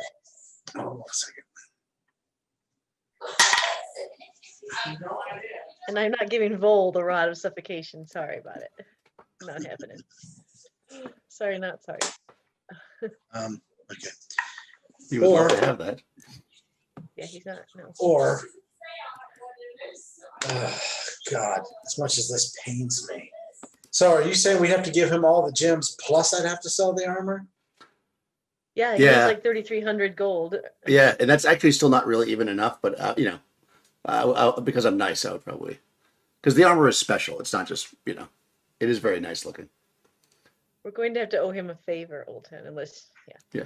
Well, I mean, I'll say he'll take. You could do the armor plus the gems plus what else you got, Panesta? Anything interesting? Nothing I'm going to give him. He gets- Yeah, I would need armor that was at least. I would need some kind of armor, and of course, if he takes all of our money, then I won't even be able to redress myself, and that's. You know, we'll just tell the other three we owe the guy a favor, or they stayed made of stone. They can be angry if they want to, but at least they'll be alive and angry. Exactly. I'll let you tell Brighild. I'm not worried about Brighill. Okay, so you're willing to make the deal? Yes. Yes. All right. Deal with full. I mean, plus the gems, of course. Oh, it's okay. So it's favor plus the gems. Well, he's got to pay for the material components.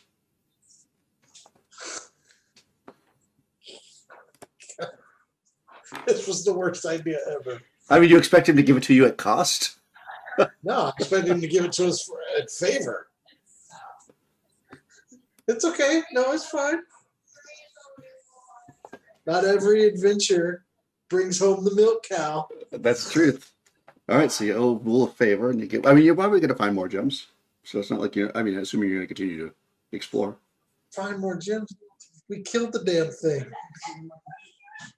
I mean, not gems. You might find other things. I should say. I mean, okay. there's a dungeon here. You're going to find other Cry. things. It's not going to cry because you killed it. Exactly. I guess you gave up on the idea of just letting it cry a bunch. You all just killed the thing. All right, so Yeah, after it turned everyone to stone. All right, so we I mean, you pretty much threw fire on it first. I'm just going to say.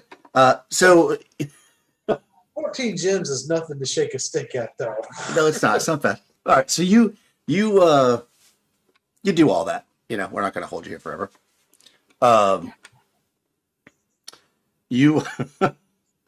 It takes 4 weeks, maybe in total, to get back to Cromarium, have him make because he can't actually even make those spell scrolls. It's not in his spell list. He has to get somebody to do it, but he'll do it because he has connections. So he's a man. Yeah, he's got to be because he doesn't have that spell. Yeah, all right, that's fine. You'll get your spells. I have to check because technically I'm not going to be too much of a rules lawyer here, but typically you want to have the spell be from your spell list. So I don't think Stone in the Flesh is on the Bard spell list, but it's probably very likely on the Cleric one. So he's probably going to make a clerical spell. Well, he's not going to make it, like I said. He's got connections. It's got to be on the clerical spell list, no? Level 6 spell. Yeah. Well, it's level 6 for Necromancer. Which is why I thought he was, but he wasn't actually. Either way, it doesn't matter. I mean, I'm not going to worry too much. Again, I don't want to worry the whole thing. A magic user or a Necromancer. Okay, so... Actually, what spell list do you cast from? Is there a Bard spell list, or don't you cast from... I cast from Illusion and Druid, but I don't think I can use scrolls. Right. I don't... As a matter of fact, All right, so somebody's have to go with you. So you're definitely going to have to owe a favor. Wow. He sends with you a magic I can user. read scrolls. You can. But it should only be from spell lists that you can do. All right, so they're going to send with you a magic user. An apprentice magic user. Another NPC for you guys to kill. Sleeping gas. It's my Atlantean. They're not going to go all the way to Zimbala to get your Atlantean. Yeah, no. We'll send somebody who's loyal to him, of course. His cousin, Rule. God. Yeah. Yeah, he's a magician. And he'll come with you, and I'll have to get his stats and stuff later. But yeah, so you're going to have a little NPC magician with you as well now. Who's very interested in this whole thing. He's a very nice guy, actually. Drool is. He's not watching you at all. Enjoyed spying. Sure. So a month goes by, roughly. You work your way back to Swampgate, then to Cremarium. You meet with Vool. You make a deal. Someday I'm going to ask you for a favor. You just that whole thing. Then he said, "This is my cousin. He's going to send you with me." So he sends his cousin Drool, who goes with you with the spell scrolls, and yeah, I mean they're still there. Nobody really knows what this place is, so you kind of come in. It snowed a lot in the last month or so, but you make your way back. You know where it is, and you go down those stairs into the chamber. I'm not going to shave this entire time so that my beard grows out really good. Okay. I just want to make that. Yes, because for everybody who's been frozen to stone, no time has passed, of course. Right. And yeah, you come back in on this room. It is dark now, of course. So you have to light up some torches or a lantern or such. And the magician, one by one, incants the spell to retrieve the flesh from within the stony statues that sit there. Each of them in turn come to life. Honest swings of Lakala. Brickhild is with the spear, and of course, Lachlan is like this with the dagger. he's like, and you are transformed back. As they come back, I'm going to be standing there with my arms crossed with this like beard, and I was like, "We've been standing here waiting for you guys to unstonify yourself for weeks." Like that. Yeah, I mean, you can actually see on the ground the beast that you slayed. It, of course, I mean, it's been a month. It's cold, but it's been rotting. Yeah. So everyone can. So you are back, Lachlan and Brighild, and Honest. How did it feel to be stoned for a month? Felt like I was in college. Rickhild looks towards Lachlan first and sees that he's back. For just a moment, she recalls seeing him transforming into this white stone, and then she hears Oltan make the statement he makes, and she swings back towards him and goes, "It's not always about you." No, it's both of us. And then I go about recanting the story of exactly what we had to do to get them unfrozen from stone, and that we've been traveling for what'd you say it was, a month and a half? About a month and a half, yeah. You of course, everybody who just is awoken, you see this like young man dressed in furs, just has like a little dagger at his side. Who, of course, whoever came to first probably saw him continuing to cast these spells. And he introduces himself as Drool. And at the very end, I put my hand on Brighild's shoulder and I say, "So you see, my fine tall drink of water, you're right. It's not always about me. In fact, for the last month and a half, it's been completely about you." Yeah, guess it has. And then I just move away. Back off from that spear. So yeah, you guys are. Well, at least Oltan's still an asshole.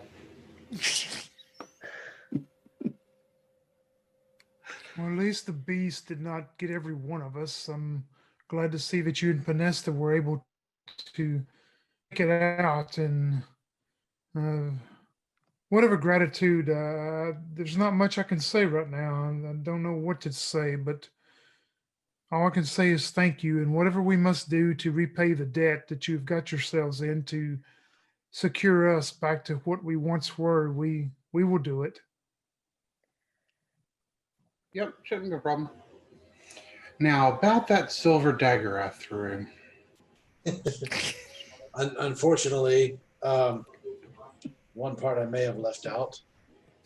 We did, of course, cost us all of the gems that the damn beast cried out. Yep. We tell them the story about the ghosts and the necromancer, and they want their bodies to be set ablaze because apparently there's a necromancer here, or was here, and they do not wish to fall to his curse. But yes, we will owe Vol a favor. I don't know what it will be, but it was the only option. We even explored selling like everything, the armor, the gems, all of it. It still wasn't enough. So I don't know what else to say other than you're welcome. I would say we're very happy that you all are restored. Yeah. And despite the time shift, not really the worse for wear. So It's each good of to you see who was all of trying. you. Sorry. Okay. I jumped in the No, middle go of it. ahead. No. So each of you who is turned to stone, you feel like a little bit of stress, like your system is like almost like you can't breathe a little bit, and actually you each have to make a trauma survival check to see if this takes. Oh no! That is a Constitution check, yeah. So depending on your Constitution, you've got a certain percentage chance to survive this. Otherwise, you will, in fact, I have an 80%. Yep. Make your roll. My con is 12. What is it? 75. 94! God, mother! Oh my god. Well, Honest did not say anything. No. You all this conversation is going on. You feel like stricken in the chest. You fall. How about Breakhild? 75%. Oh, let's see. It's 75%. It says for con 12. I rolled a 38.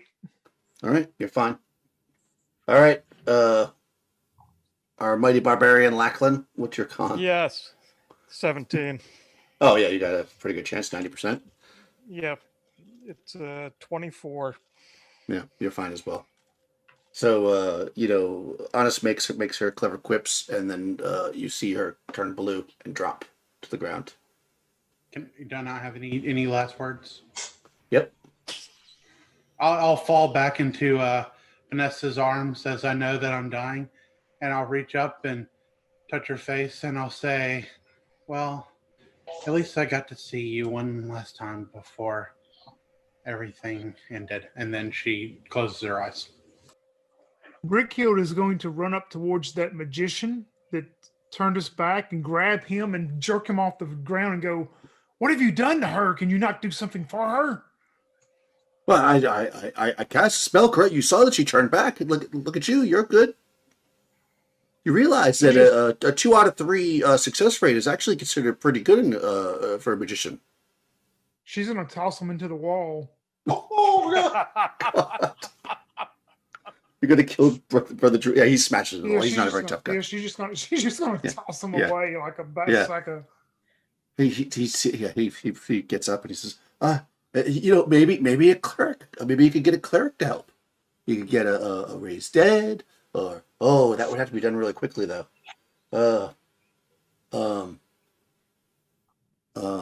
My sympathies. You want to play Drool for the rest of the session, Crystal? Yeah, send me some stats on Drool. Yeah. Oh my god. He's just average. For now, he can just be average. You don't have to worry about him. Do I Too have much. Fireball? That's all. No, that he's really matters? he's a third level magician. Oh well. So you have whatever. You can pick whatever spells you want for him. Yeah. He's And I but he's lost another character, so that What do you? means I get to bring in another character. that's right. I mean, at least it's a good time. To What do you guys want me to play this time? I don't know. Whatever you want. What haven't you played? Let's. Yes. It's like we're really getting a treatise on all the different classes. It's true. I would say not a barbarian. I was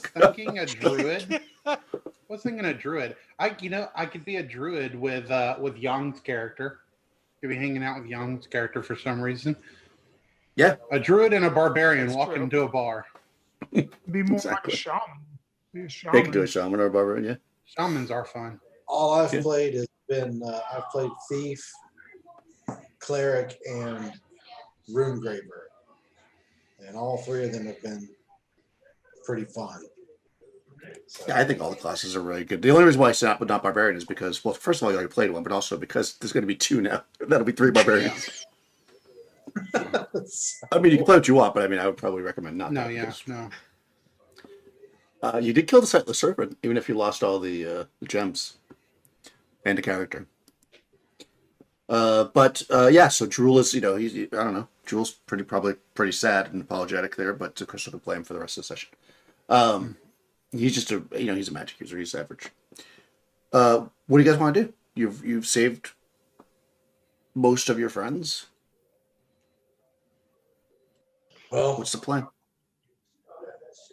Oltan would walk over to Drool and kind of help him up, and just kind of pat him on the shoulder and say, "Emotions are high, my friend." And I would look over at Brickhild and to Lachlan and say, "Emotions are very high.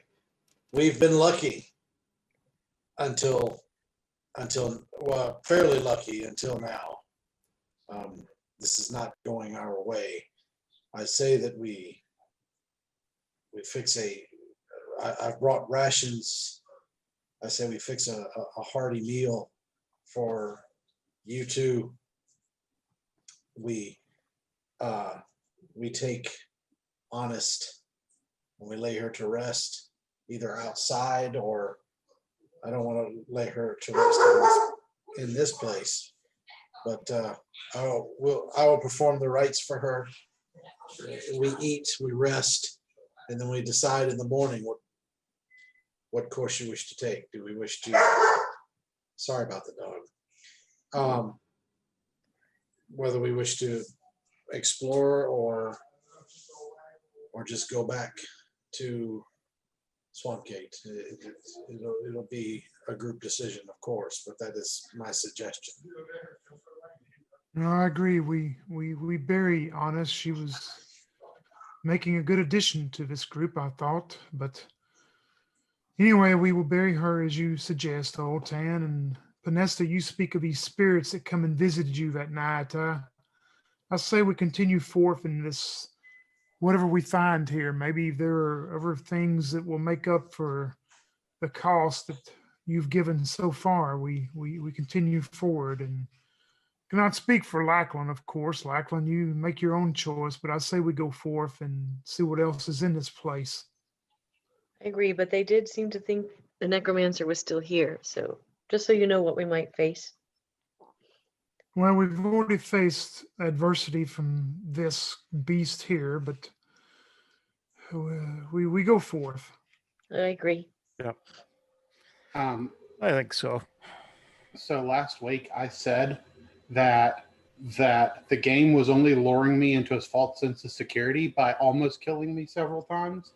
It was going to wait till it thought I had a chance to live and then kill me. And I got turned to stone, and then I didn't survive the trauma. Therefore, the game lulled me into a false sense of security thinking I was going to live. Oh yeah, you got turned to flesh. And then I didn't survive the trauma, and that killed me. So, Yep. someone answer that phone, because I fucking called it. Yes. All the money Yes. we wasted to get you turned back. my God, don't say that.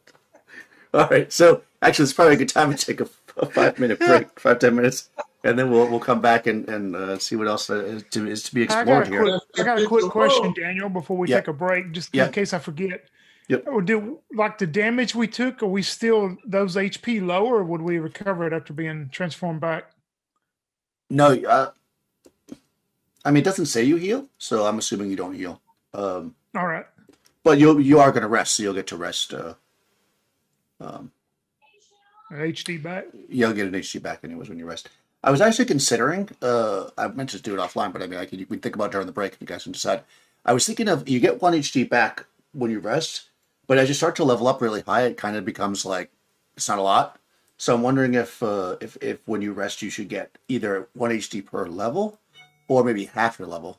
That way you can be a little bit more healing, right? Because otherwise, when you're high level, it takes a long time to heal up, which I always think is a weird thing. So I don't know what you guys think about that. I would roll it out a couple of times, like just sit there and roll it out and see which one brings you the numbers that you think are the best. I like Okay. the half level because if You you see what do I'm saying? each level, I mean, 5d8, Yeah. that could be up to 40 HP back. Yeah, exactly. You're basically going to almost get healed up every night unless you roll really terribly. So yeah, I think half would be probably most reasonable if you guys think that's a good idea. Yeah, So. I think that would work more fairly. Yeah, because it's basically going from 1 to 2 at this point, right? Because it's half usually rounded down is how doing it. So, yeah. All right. So everybody will be able to roll back 2. Okay. Anyways, so let's take 5 minutes, then we'll come back and figure out where you guys want to go here. Once again, a very sad interaction right before the break, but such is the life.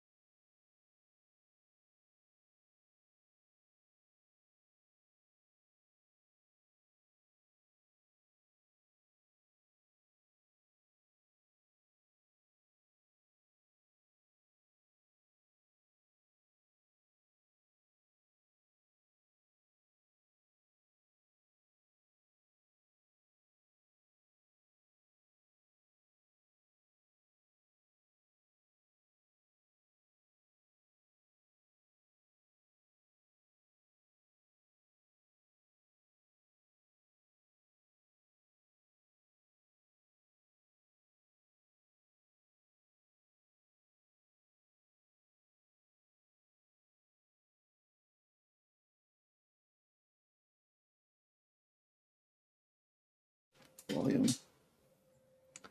Boom. All right, so we're back. It's been 6 weeks since the battle with the sightless serpent, who has shed its last tear. But the party is shedding tears, possibly now, as they bury one of their own. Honest. Yeah, I doubt they care. Pretty sure they did.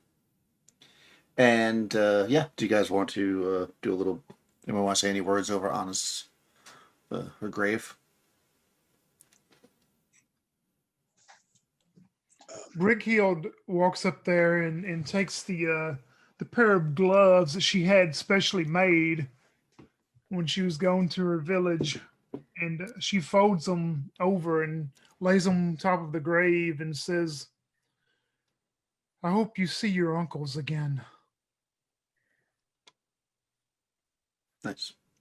Pinista will pour out some of the ale from the never-ending refillable ale skin on the grave and say, "I hope whatever you're drinking now tastes even better. I will miss you, my friend." And Old Tan, as he does the funeral rites, he tries to do. He knows that they're not of the same god, but he tries to do as generically as possible, and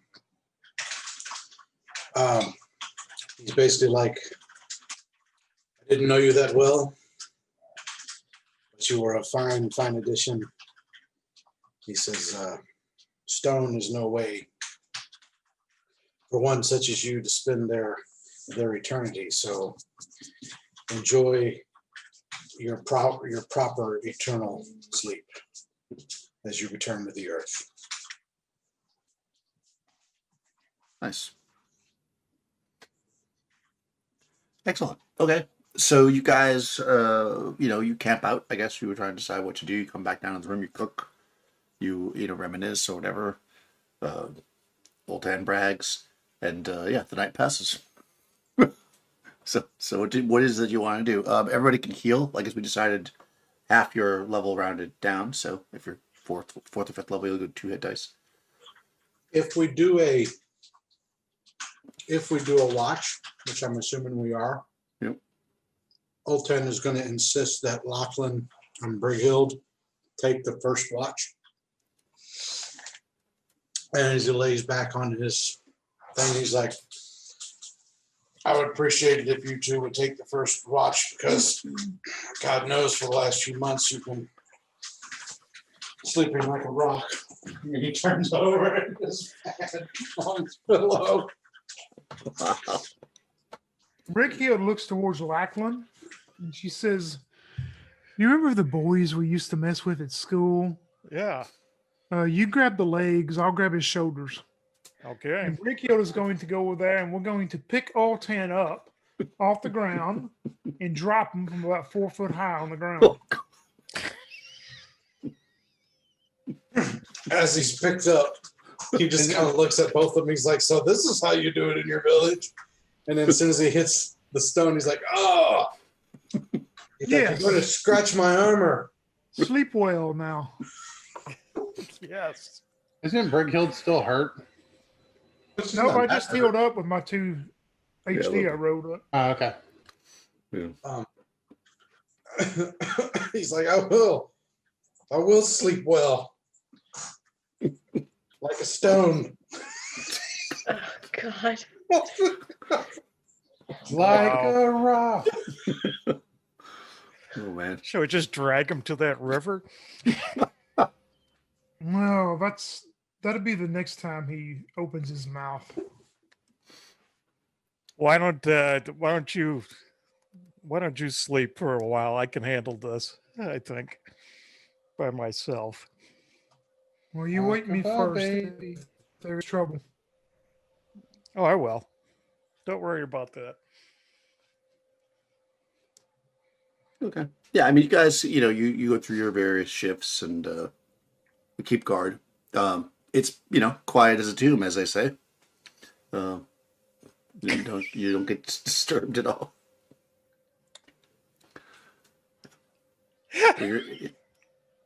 You're in a pretty good. Well, I guess except for the hole in the ground, you got 4 doors. I mean, you'd hear something coming.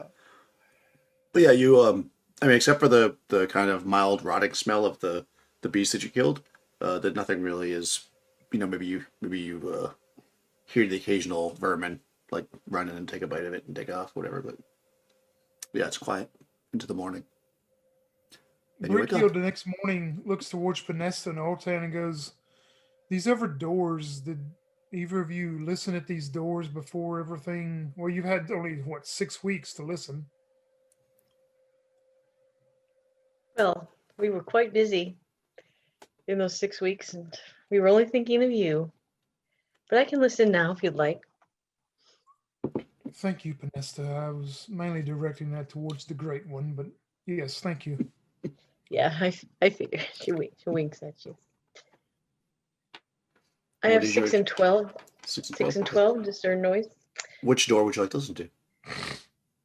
Um, North, south, east. Well, I guess you don't want to listen to south because you know where that goes. North, east, or west. right. Let's do west. West. Good choice. Oh, interesting. Interesting. I suppose I should look to see what's in there before I say before I roll. Oh.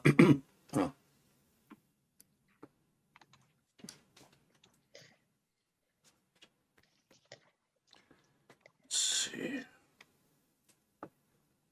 Okay.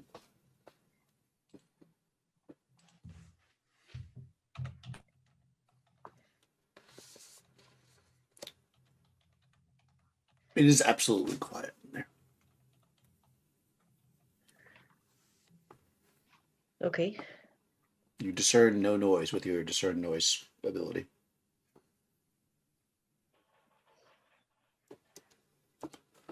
I should probably listen at all 3 doors. Okay. So do you want to do just in order? So north next? Or Sure. Sorry. Okay. I'll just roll them both now. Okay. That's that. That's that. Okay. Looking at my PDF here.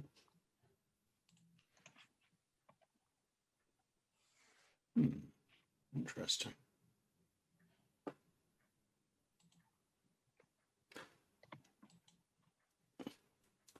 All right. So the north door is a big double door, of course. Unlike the other, the 2 doors basically north south, big double doors. You listen that and you don't really hear anything. It sounds, like nothing basically. No breeze, no nothing moving around in there. And then you listen over at the east door and the same. You don't hear anything. All right. I'll go back to Brighild and say, I don't hear anything at any of the doors. Doesn't mean there's nothing in them, as we know.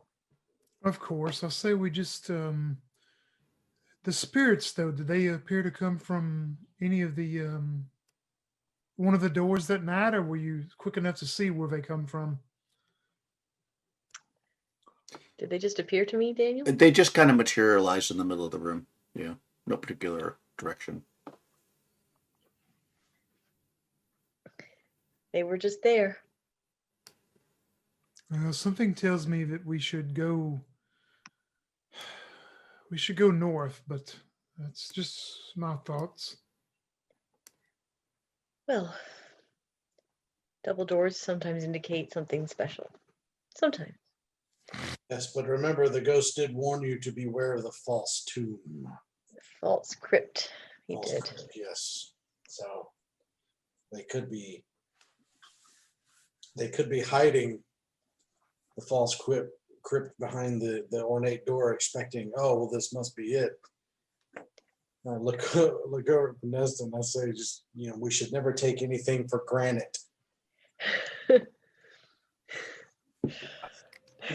Side eyes Lachlan and Brighild.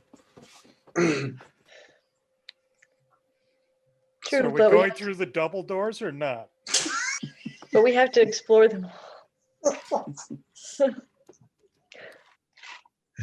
Yes, Lachlan, open for us. Okay. Okay, you're gonna Go open up to the the. double doors and open them. All right, fair enough. You open the double doors, and there is a long hallway that ends in a double door. You can see that near the end of the hallway, there's like some it's slightly raised, so it's like it's pretty much flat, and then when you get to the end, you like step up, and then there's a doorway up there. So I'm not going to call it an altar, but it's like a raised area. Um, a dim violet glow emanates throughout the length of this long hall, and you recognize, of course, the violet moss. There's some of that in here. There's tapestries that are lining the walls. They're hanging from rusty iron rods. They're mounted about 12 foot high. The ceiling goes to about 16 feet. The tapestries are basically covered, and you can smell it immediately. The mildew and moisture, but you also see some of this violet glow moss here. So of course you can see. You can tell pretty much immediately though that these tapestries, you can't even make up what they are. They're very much destroyed, through the rot. The door at the end is a large double door. It appears to be iron, but it is basically covered in rust.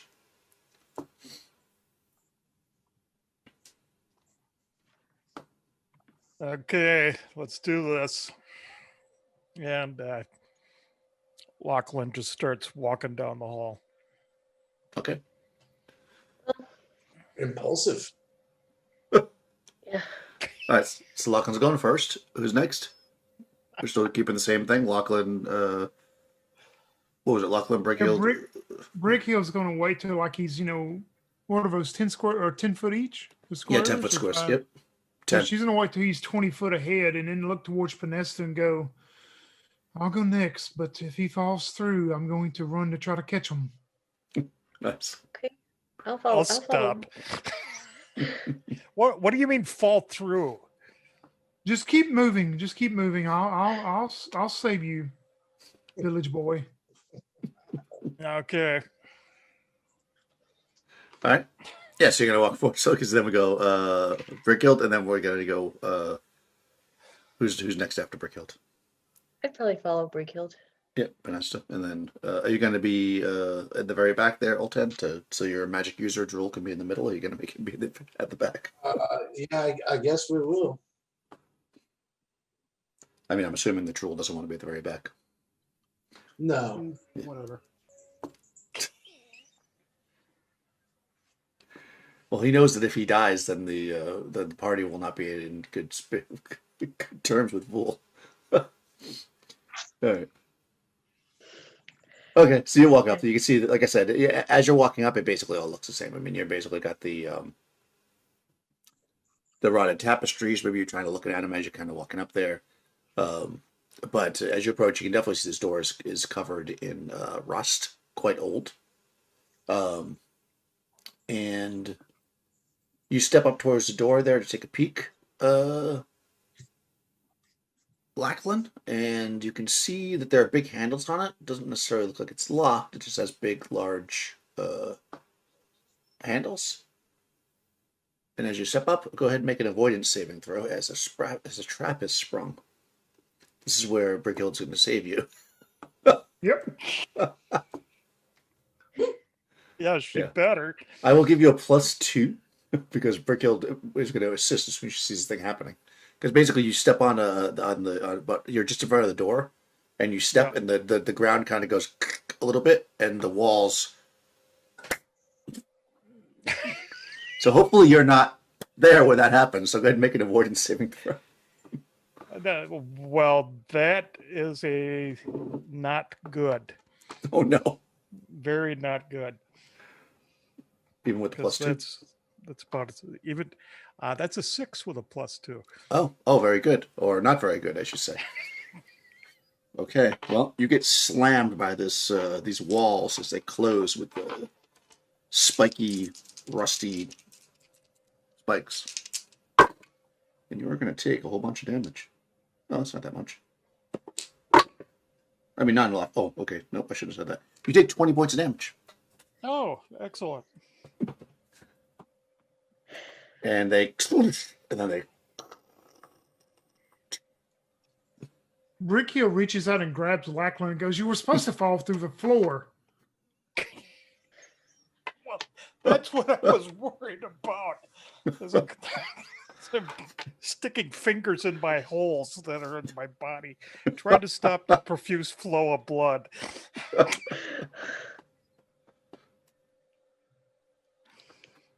Well, Did we see what he stepped on to trigger that?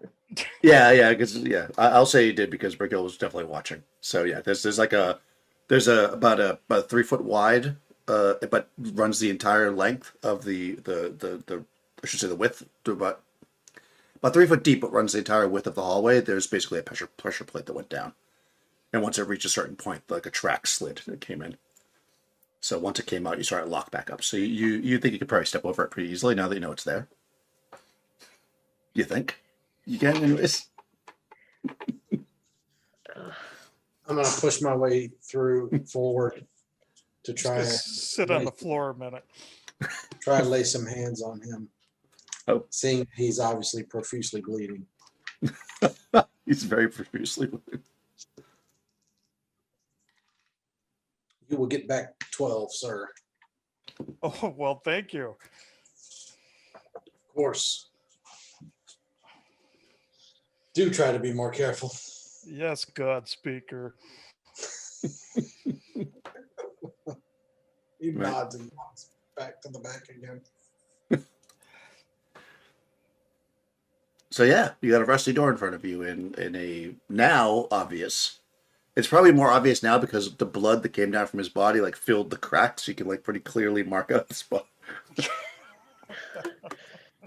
Yeah, Brickio's going to say, I will move forward to the door and open it for us. Panista, be ready if you're boomerang. I'm ready. Always. He's ready with the rang. All right, you want to open that door? Yep, so I'll move forward and open it. All right.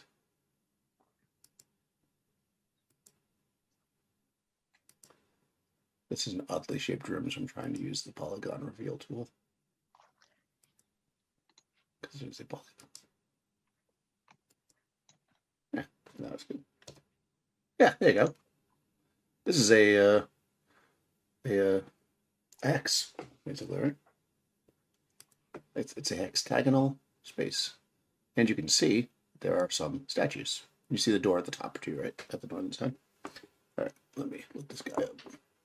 You also see a 13 written on the ground. All right, this the south door of the chamber. That's where you came from. Okay. This large hexagonal chamber has a statue in each corner, 6 in total, which of course makes sense. The floor is composed of large square flagstones, and walls are 18 feet high, with ceiling defaults 26 feet at the apex.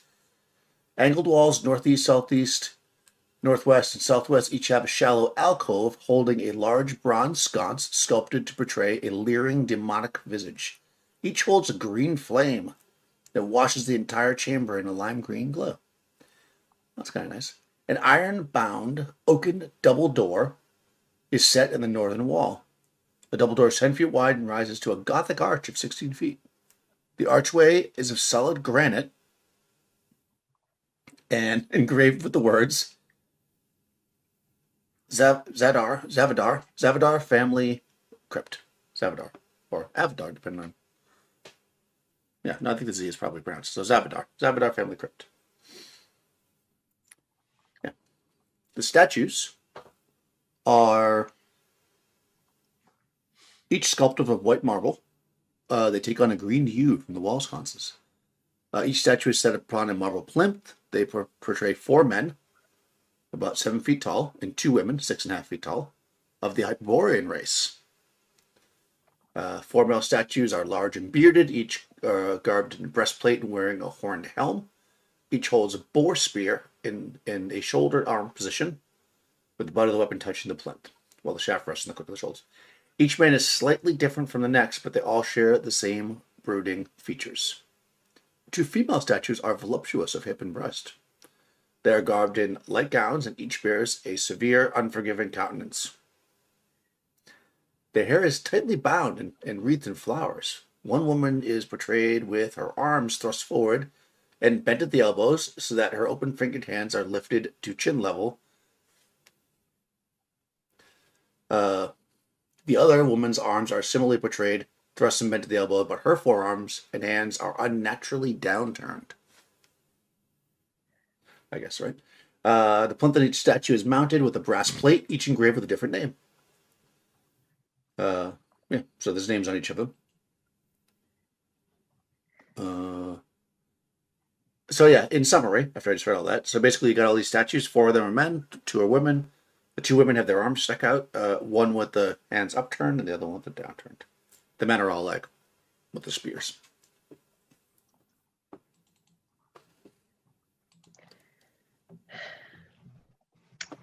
So, Ultan, is this the real crypt or the false crypt?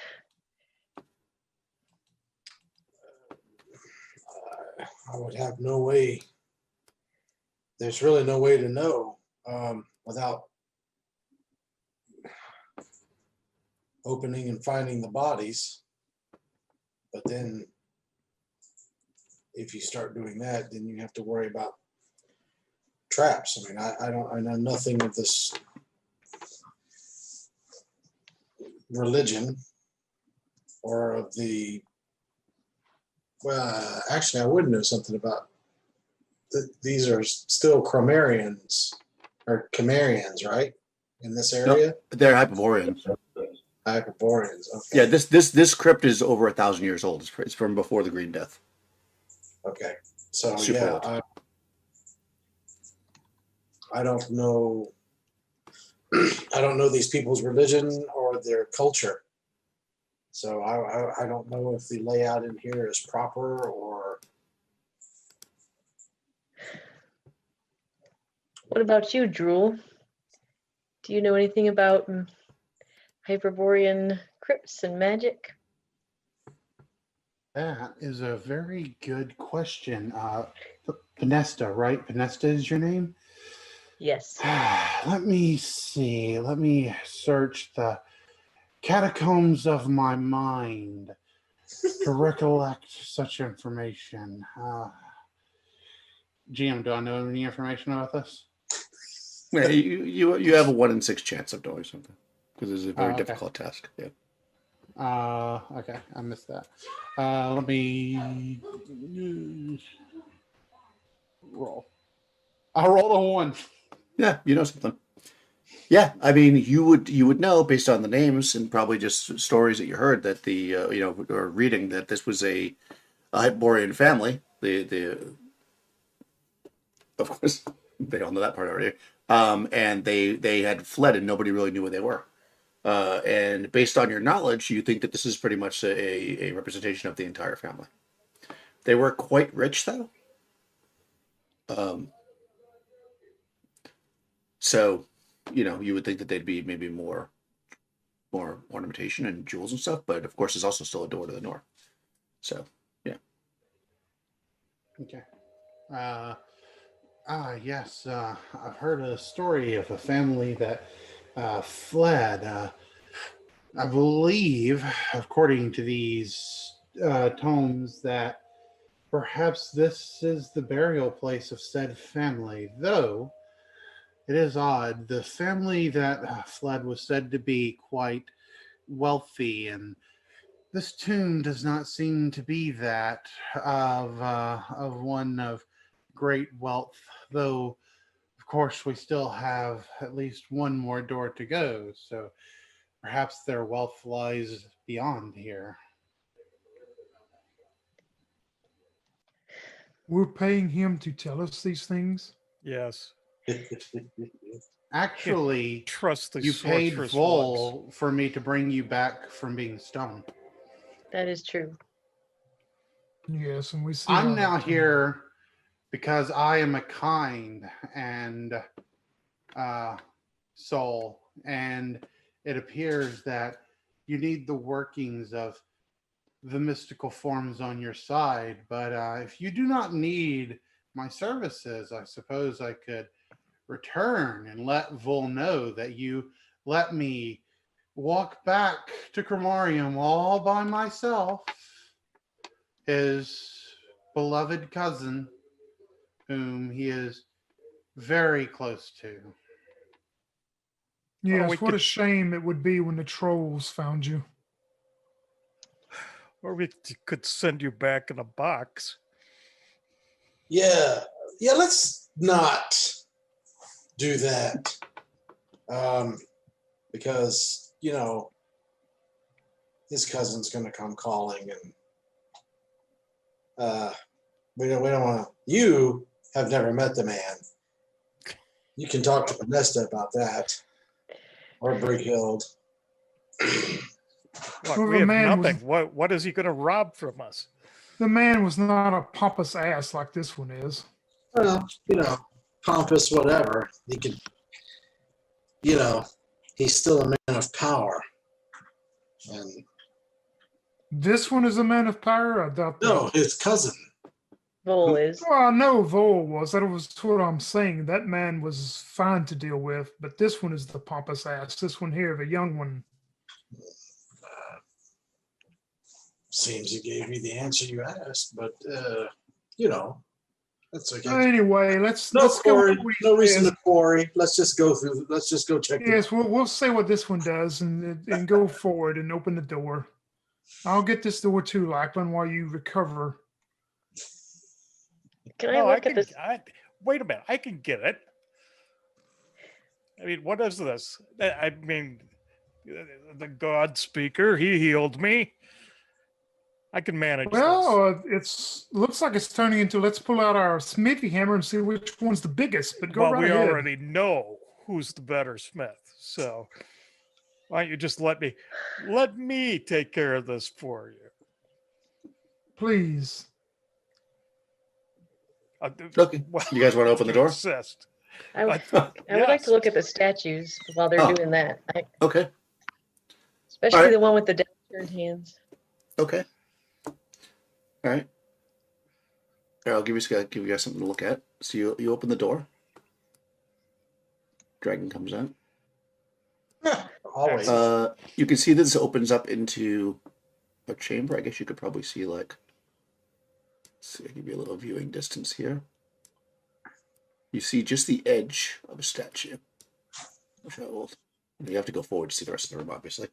You see a statue in there. I will tell you what it is in 1 second when I get back to the module. Let me just tell what Pernesta sees first. Okay, the woman with the downturned hands or the upturned hands?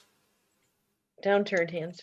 Okay, First. so downturned hand is Iringa Zavadar.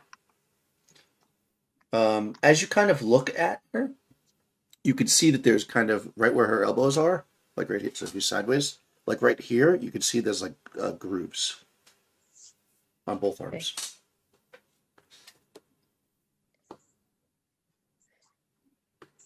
Grooves on both arms. Yep. Okay. Okay. I would call, well, I guess it would be Bull 10 since they're at the door. And say, it looks like you can turn these, but I don't know what will happen when we do. It could set off a trap. It could reveal the real crypt. It could be the fake crypt. What do you think?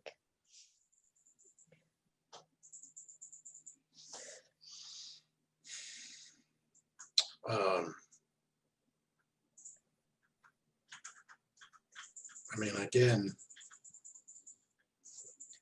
it pains me to say it that these are Hyperboreans. None of us know anything about them.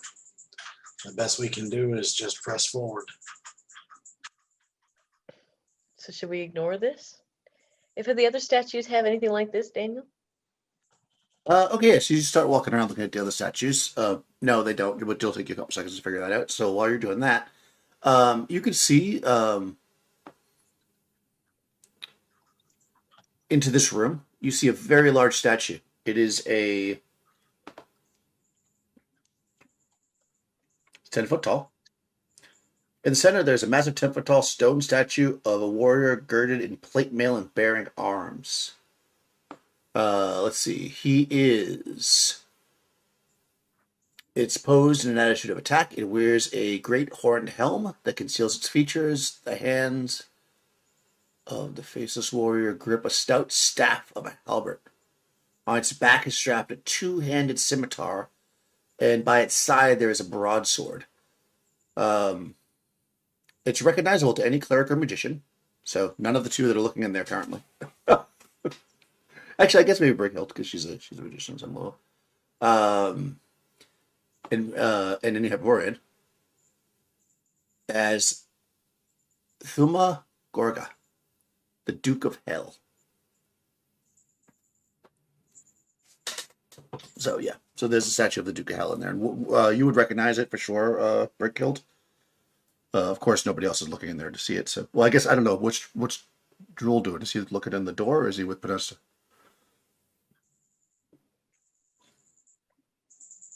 He's with Panesta, I'm gonna say. Okay, Probably all right. staying So, away from Brickhill. okay, so Brickhill, you recognize that? I mean, you probably don't know a ton about the Duke of Hell, but you know that's what it is.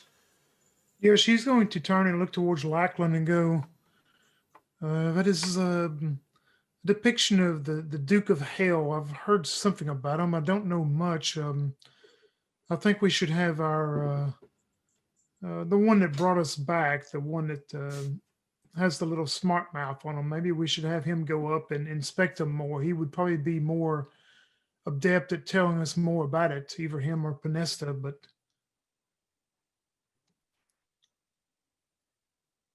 He's probably lying anyway. So, well, let's see what lies he will tell about it. That will be the fun of it all, will it not? right. And Right. Brickhill's going to turn like towards what's his name again?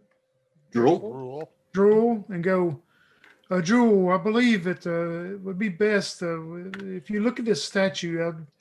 It's something to do a depiction of the Duke of Hell, but maybe you should approach and look at it closer. You can probably tell us more about it. It's definitely something with the magics. You want me to walk up there first to this statue? Well, I mean, if you will go and inspect it and tell us more about it, myself and Lackland will be here in case something happens. Here, watch. I'll walk up. Nothing's going to happen. Those are my favorite words. See? Look. Walking. Lackland, as I said, please let the this man has the knowledge of the things that you do not. Right. But this is just a stone statue. Right? Maybe. What are you walking up to the statue? So that's yeah. Where are you going? Go ahead and tell me where you're going. I'm All right. walking up to the statue. Okay, where's everybody else? Where's Brickhill and I'll ping on the. I'll probably step right inside here. You know, between these two deals up there, somewhere Okay, around there. you're right there. About 2 All right, feet well, how in. about Drool? Drool's like kind of standing back at the door watching Lackland walk up to the statue. Okay. Yeah, so like you walk up to it, and of course when you step into the room, you can see the whole room, and there are a bunch of sarcophagi in here. The statue is basically as described, but when you get to about right here, Brickhill, the walls next to you come sliding in very quickly. You must make a saving throw. Avoidance. Oh, I me? believe. But let me just. Yep, the trap is back there. I'm gonna Yeah, kill this- you, Lackland. It's Lackland's fault. Well, I gotta tell you what it. Well, I think they probably. I'll tell you what it is in a second. I think it's avoidance. It's but avoidance save. I lost the page. Hold on, sorry. Let's see. The slabs recessed in the wall and the entryway shut. Anyone standing where the slab closed would make an attempt at avoidance save. Yeah. Or be crushed to death. You don't want to fail Ooh, this. 18. Yeah, All right, you 18. made it. So I made it. All right, so you can be where you. That's good because that was a save or die. So you definitely don't want to die twice in the same session. So the question becomes, because you can choose, which side would you like to be on? Did you jump back to the door, or did you jump forward to Lackland? I'm gonna say she would. She's watching Lackland, so her instinct would be jump forward towards where Lackland is. Okay. So these things slam shut. It makes a very loud noise. I'm going to draw a little shape there to show that it's shut. Boop. All right. Yeah. And inside that room, let's see. After the walls close, 6 of the sarcophagi burst open. You see 7 skeletons and 2 ghoulish figures with broken teeth jump out, and they are going to engage you both in combat. Well, that's So- 5 for you, Lackland, and 4 for me. What would you like to do, Lackland? I'll attack the closest one. Okay, a ghoul or a skeleton? We'll go ghoul Okay. first. How about Brickhild? Yeah, I'm spell with her spear on the one of the ghoulish looking ones. Okay, sounds good. All right, Tony, since Mike killed everybody last time, you can roll initiative. We got 2. There's a 6. All right. So melee goes first. Go for it, Lackland. Make your attack against the ghouls. That is AC 4. That hits. That hits. Woohoo! Yeah. That is 6 points. Okay, that takes a large chunk out of this thing. It is still up there. Lost my pencil. Just do this. That's the ghoul. Okay. Are you? You just get 1 attack, right? Just confirmed. You get 2 next Yeah. time. Right? Okay. I get 2 next turn. Okay. Sorry, Brickhill. Go ahead and do your spell against. Are you doing it against the same ghoul or a different one? I guess I didn't ask Ooh, you. max damage 13. Yeah, no, it's a different one. The other one. She All right. moves to the Yeah. forge one. You guys So I spread. can All right. grasp it. Yeah, that. All right. Okay, no, it's not immune to that. Okay, good. Yeah, that and it drops dead. Nice. Well done. She I mean, you goes, guys. Lackland, you're going to have to hit a little harder next time. All right. Well, this is where their numbers are big. All right, Lachlan, against you, the ghoul strikes out. Yes. Oh god, he gets 3 attacks. Okay. Oh, no. All right. So let's see. I'm gonna roll them all first. 13, 9, and a 6. All right. So the 13 is the best one. AC 5. AC 5. That hit you. Misses. All right. So that was the best one. So they all miss. All right. 5 of the skeletons will converge on Brickhild. They only get 1 attack each. Ooh, that's a 17. 15. 9. 15. 11. All right. So 15. It's AC 4. Does that hit you? Yep, AC 4. It's me. All right. Then you're going to get hit 3 times then. 3 times by the skeletons. Survive being turned to stone and get killed by skeletons. Exactly. 1 hit die skeletons. Not bad though. I mean, it's still a lot of damage, but 6 and 2 is 8. 8, okay.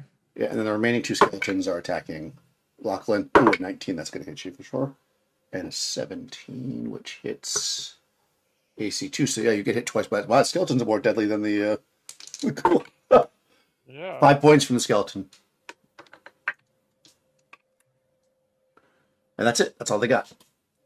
Okay. What do you want to do? You guys are you got 7 skeletons and 1 ghoul. Also on the outside. Brickheel's No, go ahead. You tell me first, sir. Brickheel's spell. She's going to go and move towards and target that other ghoul. Okay. What's your plan there, Lachlan?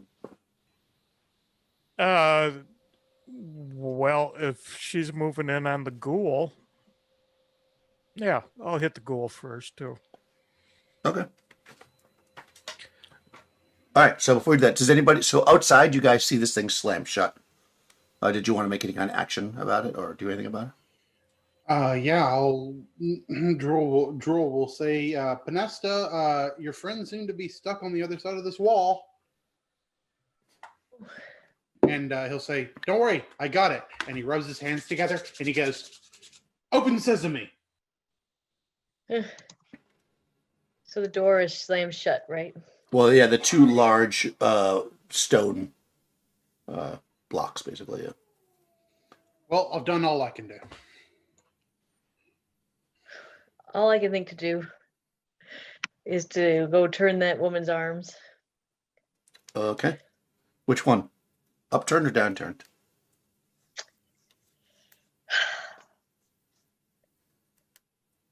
Oh God, I don't know.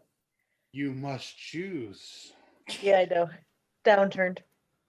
So you're gonna take downturned arms and turn them up? Correct. Okay. So that's Ingra. Aringa. Right. All right. The forearms of the statue and Aringa are upturned. Okay. You chose Out of her mouth, poorly. poison gas. Okay. Filled up the chamber. I mean, I'm assuming nobody's standing right next to you. So it's probably you're the only one in there. Make a poison save. Okay. Poison death. Yeah. Poison death. Okay. Yeah. Oh yeah, 17. Okay, yeah. Still take half damage because it's like a burning Okay. acidy spray in your face. Ooh, that's a lot of damage. Oh wow, okay. So half that, so 10 points. Okay. All right, so Pernista gets a blast. Wait, I That may wasn't actually, right. I may actually have something I can do. I don't know if it'll work, but I may actually, I can at least try Okay. it. Well, you try it next round because you took that round to talk to Pernista and pretend like you were casting a spell. What did Ultan want to make a move this round or no? You're muted, Rush.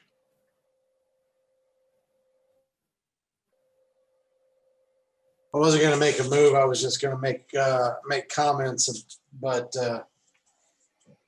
Ultan-esque comments. But as he starts to speak, he starts off this speech where he's like, "Well, after a month and a half, they're brought back from stone. They say thank you to us, but they show this lad no gratitude. And then they rush forward.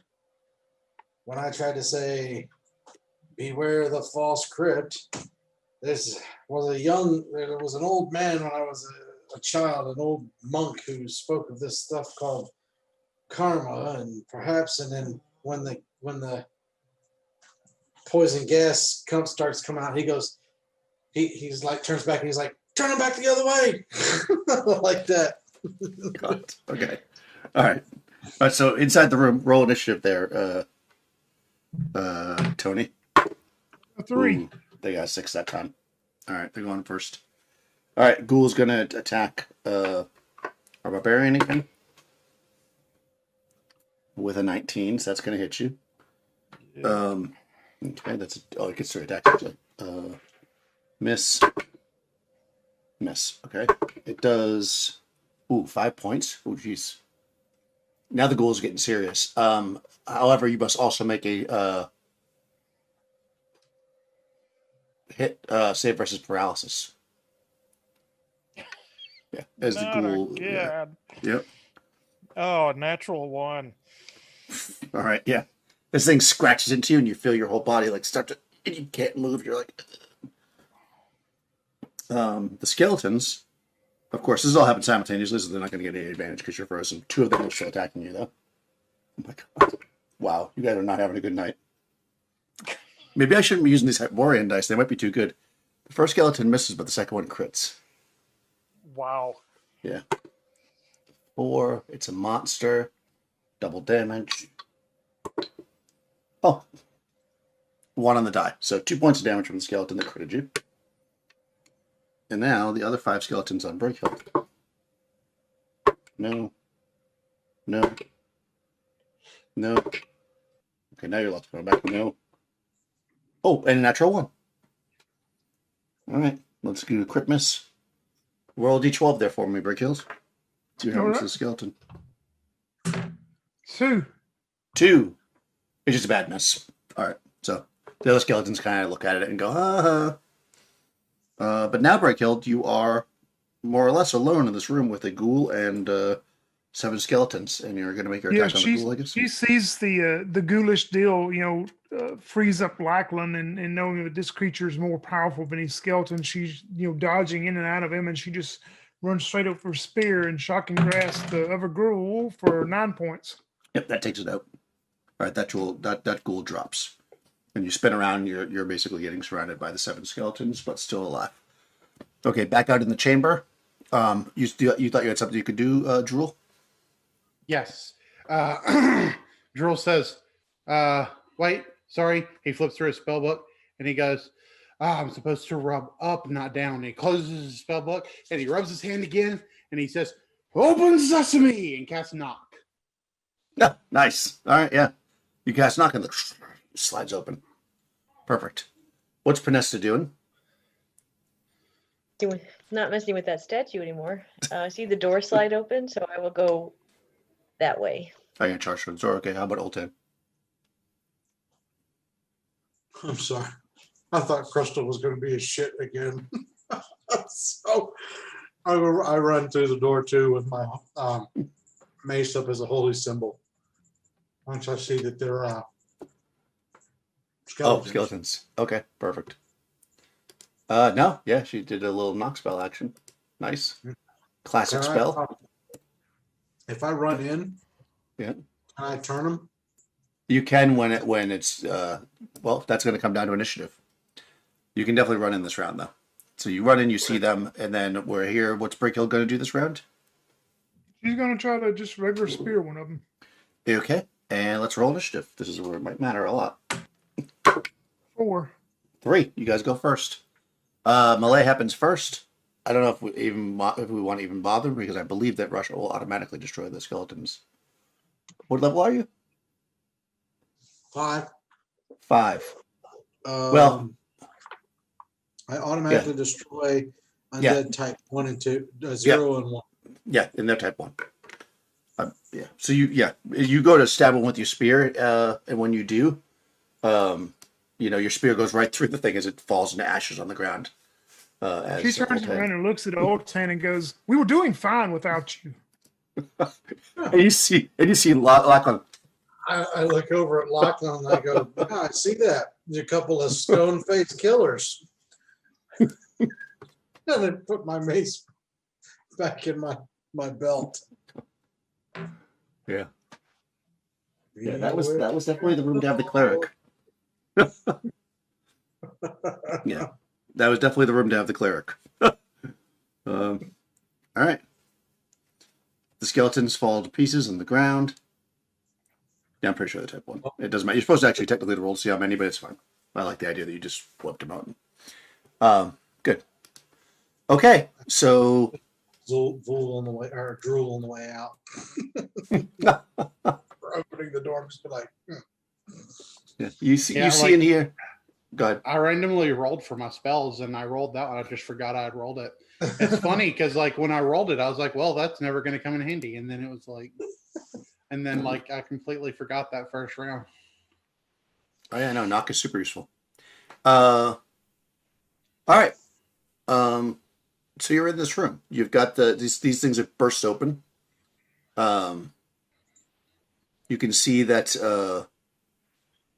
If you quickly look around, you can see there's the sarcophagi that shattered basically when these things came out. There's you don't see any, treasures and jewels and things like that you would imagine might be in a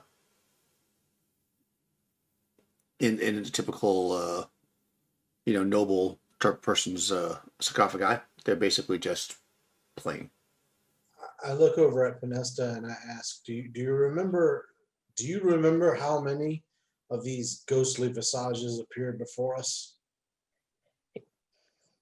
12. 12. And I start counting the number of sarcophaguses that did not have skeletons come bursting out of them. Well, there was 9 that had stuff come out of them, so there's 3 that didn't, I guess. Oh. Yeah. Well, no, this is the wrong room. Yes, it would appear the magic user made the right presumption. He said before we entered here that this would probably be the false one, and he was correct. I give him credit. How bad is the paralysis?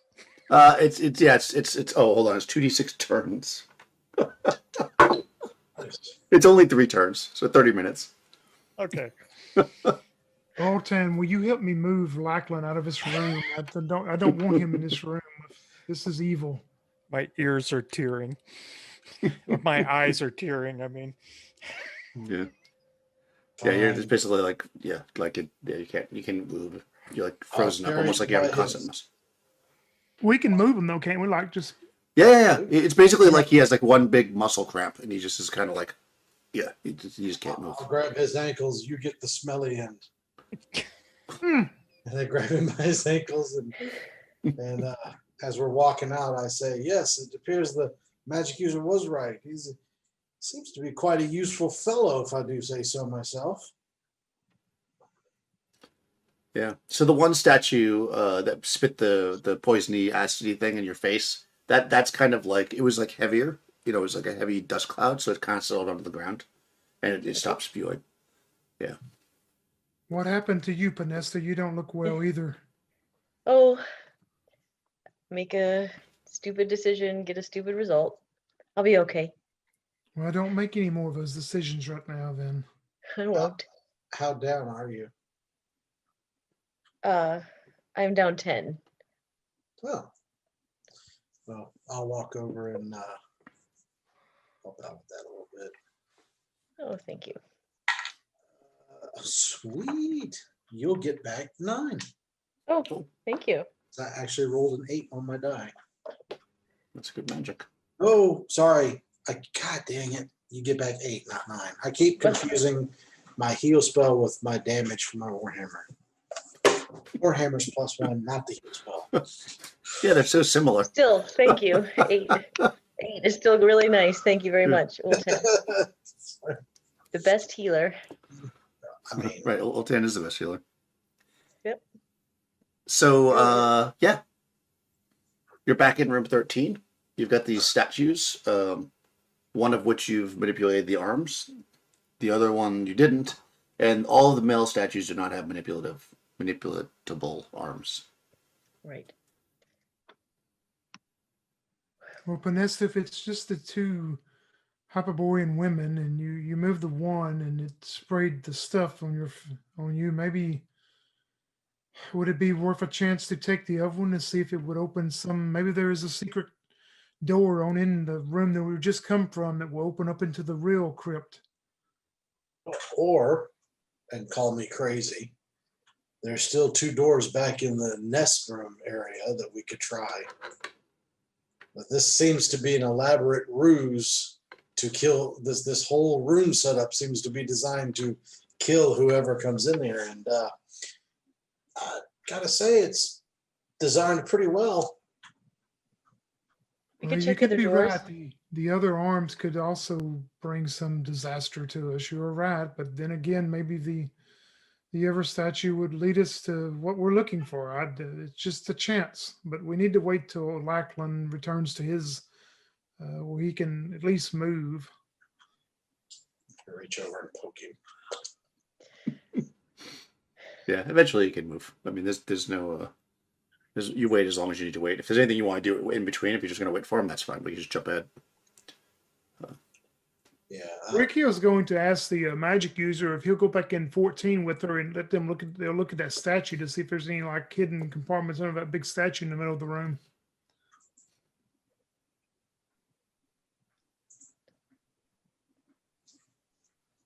Yes, no, maybe. That's you, Drool. Sorry, yes, I'll go in there and look at the statue.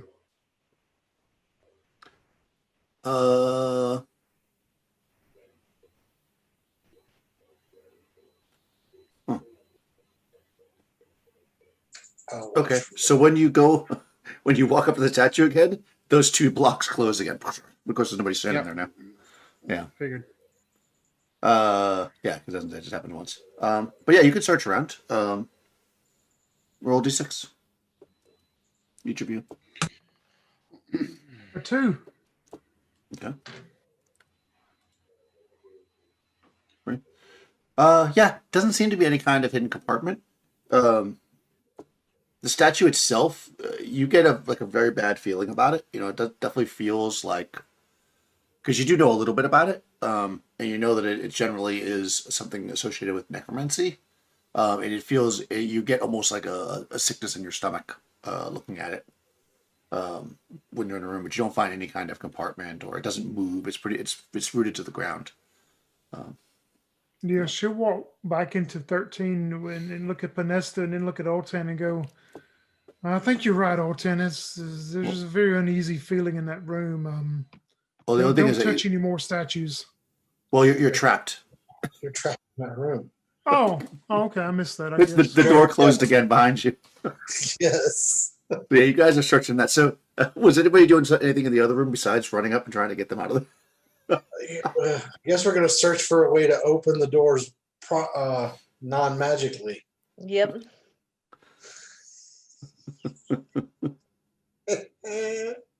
No, I mean, it's pretty well sealed. It's going to take an extraordinary feat of strength to pull it apart.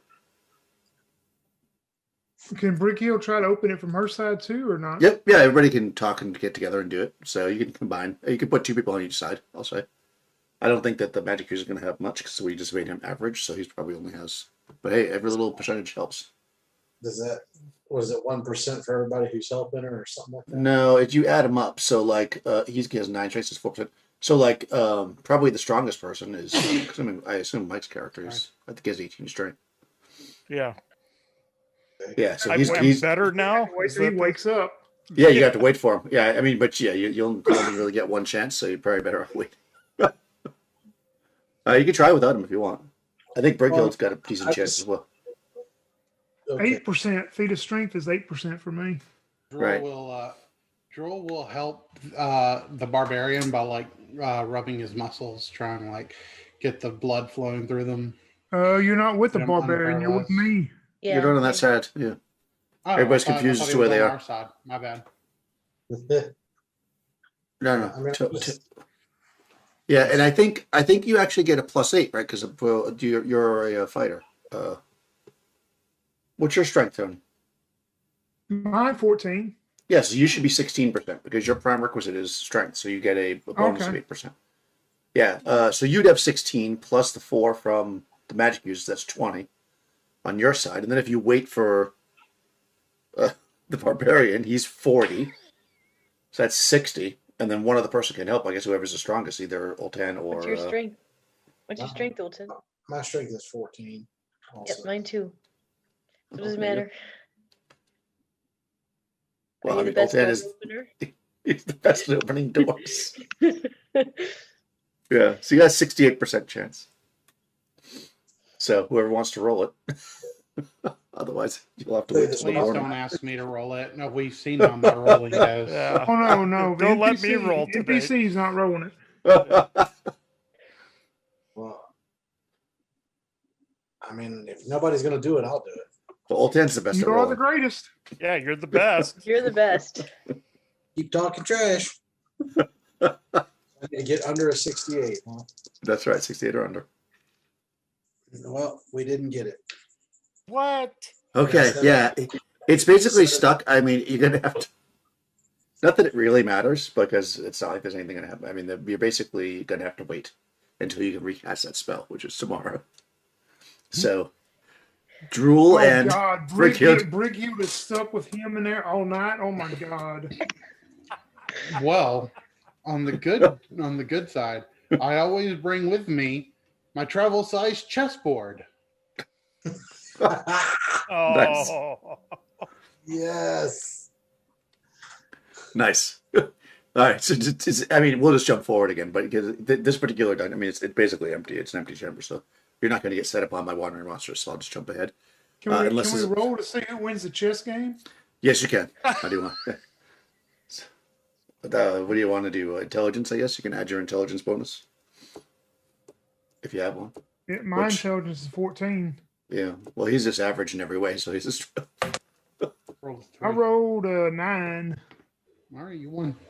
There you go. Only because you're an excellent teacher. For Brighild is well rounded. She's a magician. She's a warrior and a good chess player. She looks at Drool and goes, "Don't worry, I won't tell the others about winning." Well, win some, lose some. We'll have a rematch when we get out of here. Well, just take on Lackland one day and see. He's pretty good. He's better at chess than he is at blacksmithy. We need to I have can't some hear like ya. we need to have like some small movie scene where like during the night we kind of get a little closer, understand each other a little bit better. Yeah. God knows you didn't have anything else to do in there. Yeah, you were sitting there with the ghouls. Did anyone on the outside want to do anything though, or are you just gonna wait it out? No, just gonna wait it out, get my spells back. Yeah, you kind of have that moment where it's like we can't budget, so we're gonna have to wait until you can cast that spell again. I'm gonna bind my wounds. Can I do that? Yeah, well, overnight everybody can heal to one or two hit dice depending on your level. If you're 4th level or above, you heal 2, and if you're 1st level, you heal 1, or below 4th level, you heal 1. So I think everybody's 4th level. And plus your Constitution bonus, of course. Excuse me. Oh. Cool. All right. So, anyways, the next morning, there's lots of, and then meanwhile, jumping ahead of this. Yeah. It's like all of a sudden you're reading a comic book. Yeah, it's like the next day. It's like a week later, a month later. All right. So you get up and you're able to. I mean, I'm assuming you're gonna memorize the knock spell so you can get yourself out of there. Oh wait, the knock spell needed to be memorized. We might have to wait another night. No, I'm kidding. Yeah, I mean, now would you get out? Yeah. So I'm kidding. I mean, if it was desperate, it is possible to cast directly out of the book, but it's risky. And since there's really nothing attacking you, I'm not gonna make you do that. Yeah. Yeah. So you guys get out of there, and yeah, you're in room 13 again. You didn't want to investigate the statues anymore. You want to head back to the entranceway? Rick killed at that point, like her speech about Elpinesta and Oltan, and seeing Lackland back to his senses. There's awful necromantic feeling in that room. We should not fool with anything else here. I think Oltan is right. This is all traps and tricks and things.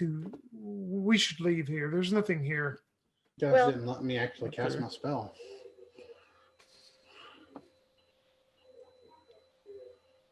Okay. No, Would you like to roleplay? Come on. I got to do it. Open sesame. Excellent. Well done. And then Brighild has her speech. Yes. Well, if we don't find anything in the other rooms, we can always carefully come back here to look at the other statue.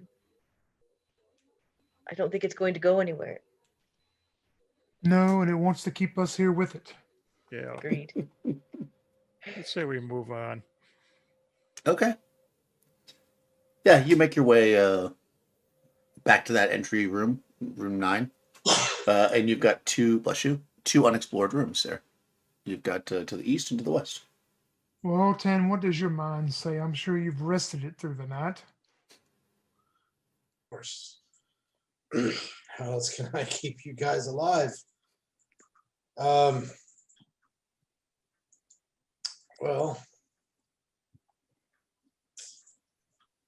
I feel like we made a big loop. If we go to the east, or excuse me, to the west, I have a feeling we're going to, that there shouldn't be much in there to explore before we should be coming back towards the water where we had the green cube, because we came in and we went like this. So common sense says that's going to happen. So I say we do that first, and then we already know what's to the south, and then we try the one to the west. I mean, we've now narrowed it down to, let's say, 50-50 chance. And it could be that the crypt is a small room right on the side of this door.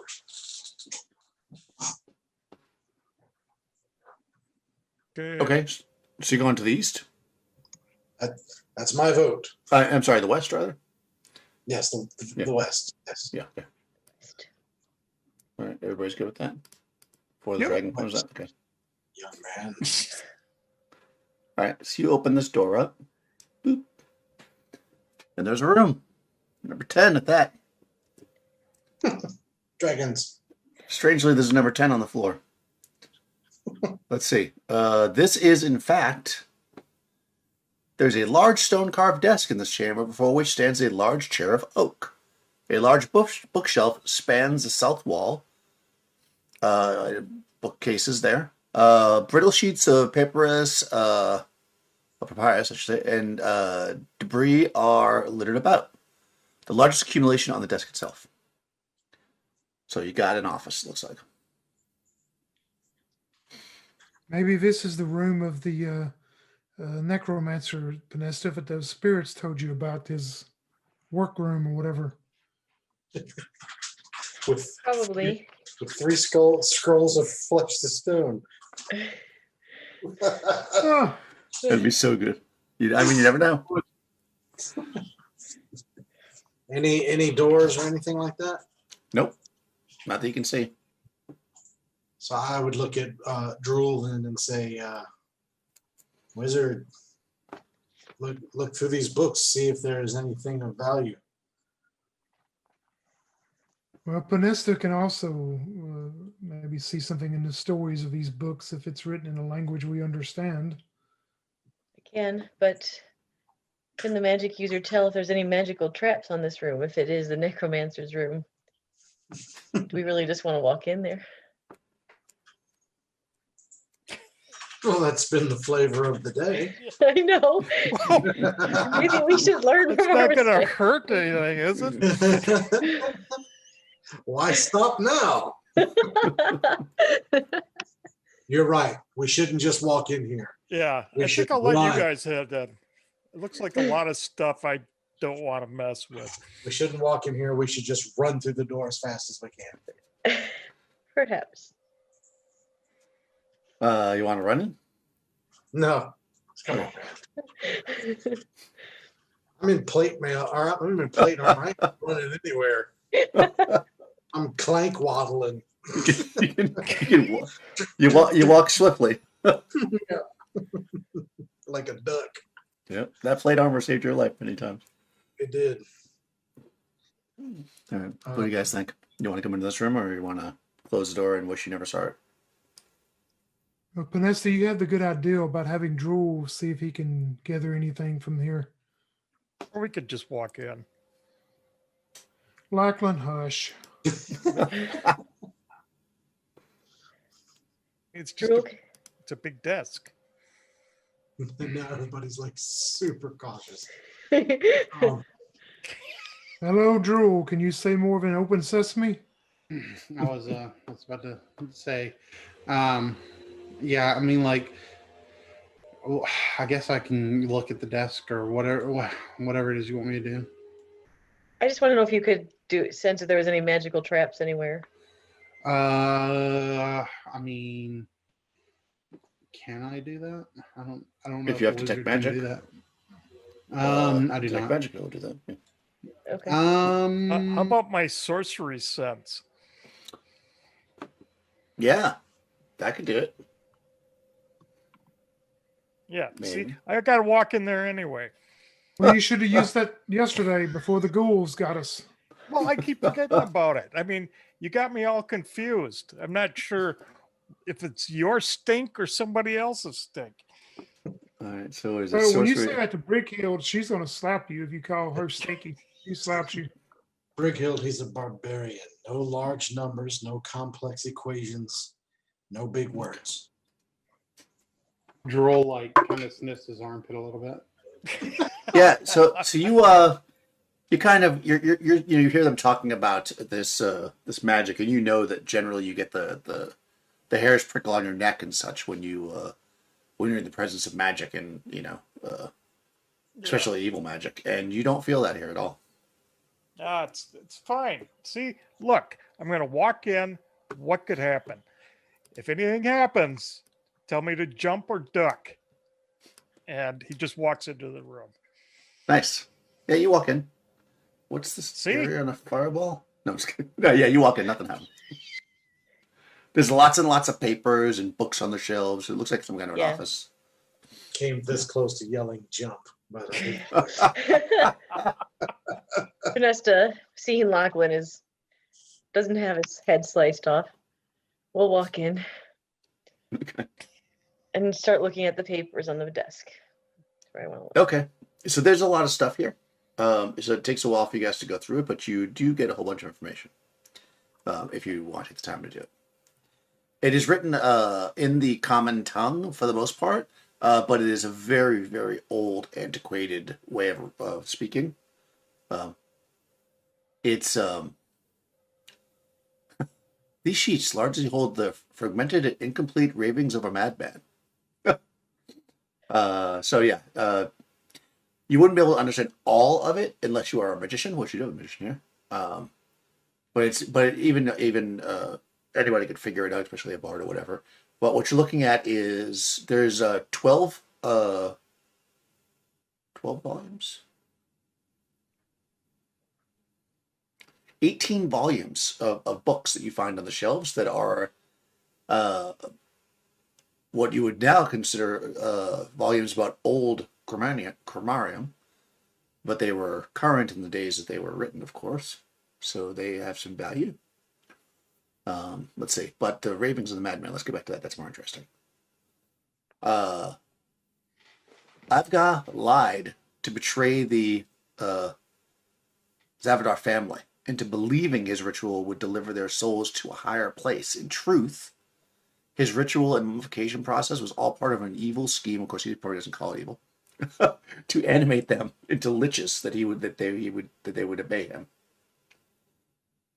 He has deep hatred for the men of Cromarium and aspires to unleash the 12 liches upon that despicable shanty town and bring ruin to it all, leaving the Magician's Guild for last, of course. He used poison gas, which he created himself to euthanize the 12 noble family members and their 48 servants. He actually has some notes in here that you can kind of pick up that he got some of his training in the Isle of Ix, which of course is bad news. Let's see. He ensorcelled the sightless serpent both to guard the crypts and to gain a rarely produced white sapphire, which must be set into the skull of the prospective lich to animate it. His writings reveal that he was waiting for the serpent to produce the 12 such gems before conducting his wicked ceremony. The later entries suggest he had not gotten them all, but also is starting to lose his comprehension of how to cast the ceremony, because he has been taking elixirs of youth for over 1,000 years, and he believes it is making him go mad. Let's see. And you find a scroll of Animate Dead. And 2 keys. And lots of sheets of papyrus and ink and pens and stuff if you want those. These library books, are they like super heavy, those 18 books, or could we like take them? Would they be worth something to like a historian or something, library or something? Yeah, for sure. They have value. I mean, it's 18 books. It's going to be a little bit to carry, but it's not impossible. If you spread them out amongst the party, it shouldn't weigh you down too much. Yeah, Brickhill would suggest let's take them back to Cromarium. And, with it being about old history of Cromarium, that we can probably find a library or museum that would want them. Yeah, I agree. That's fine. Yeah, they definitely have And value. in the mention of the white sapphires, she's going to say, well, that would entail me to believe that there's some... y'all did not find any kind of white gems at all when we were turned to stone, did you? No, we didn't. Well, there must be some white gems hidden somewhere here then. Can we all search around this room, like for hidden Yep. Yeah. spots or whatever? Yeah, I'll roll for you. Well, you can all just roll. You can roll to see if you find anything. Everybody gets roll D6. D6, right? Yeah, just D6 roll. Out of 5. 3. 5. I actually got a 1. Hey. I got a 5 as well. Okay. So Wow. you don't find any jewels or anything, but what you do find is when you slide the bookcase over, you find a secret door. Only Altan. Yep. That goes down into the darkness. Did you guys really expect any less? Hmm. Not from you. Oh my god. Oltan's the best book pusher. Secret door. Yeah, so there's a secret passage. It looks like it goes into the darkness. When you open the door, it's kind of like musty and damp in the stairs going down. Altan, I believe you've probably found a place where he's hidden the sapphires. Hmm. Well, Or the crypt. or the crypt.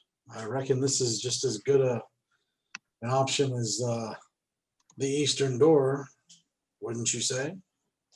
Oh, yes. I say we definitely continue. All right. So you're going to fire up some torches and head down the stairs. Let's see if I can do this. Eventually, it kind of circles around. There's a door there. Clear all this out. You encounter a door, which is a metal door. It's quite rusty, but of course you can open it if you'd like. It's not locked or anything. Yeah, I'll open it. And it opens up into this area, which is number 3. That's where the dragon is. Hold on. Dragon. Yes. So you know I'm kidding because there's no dragons in Hyperborea. Here lies the ledge overlooking the underground pond. Hundreds of years, blah, blah. You don't need to know all that because you wouldn't know it. So basically, this is where the bats are. It's basically a giant pond full of bat guano.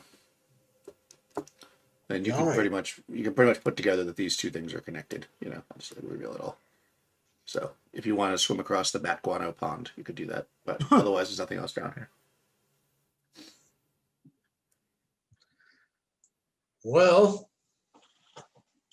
I don't know why he would have a secret passage to this place, but Look at all these white opals laying around. yeah, you should stick them in your pocket. Well, as the writings show, he evidently was mad or went mad. So who knows what the madman's mind will make him do. Indeed. Yes. So, eastern door. I guess we'll do the eastern door. All right. I Yeah, you guys. I took the 2 keys, and I don't know who took the scroll. I guess we'd give it to Altan. You said it's something to do with turn different or. It's animate dead, which is actually a. Ooh, okay. No, Altan wouldn't want that. I don't know what spell that is. Let me see who can cast that, if anybody. Clerics can cast animate dead. Yeah, that could be. But that's necromantic. Isn't it? Yeah, it's a necromancer spell. Yeah, well, yeah, it's his scroll, so it's probably a necromancer. I don't know if magician, necromancer's witch, cleric. Yeah, I'm gonna say it is a clerical spell too. So I mean, we'll figure. I mean, unless you want to cast it right away, I won't worry about it. I'll look it up.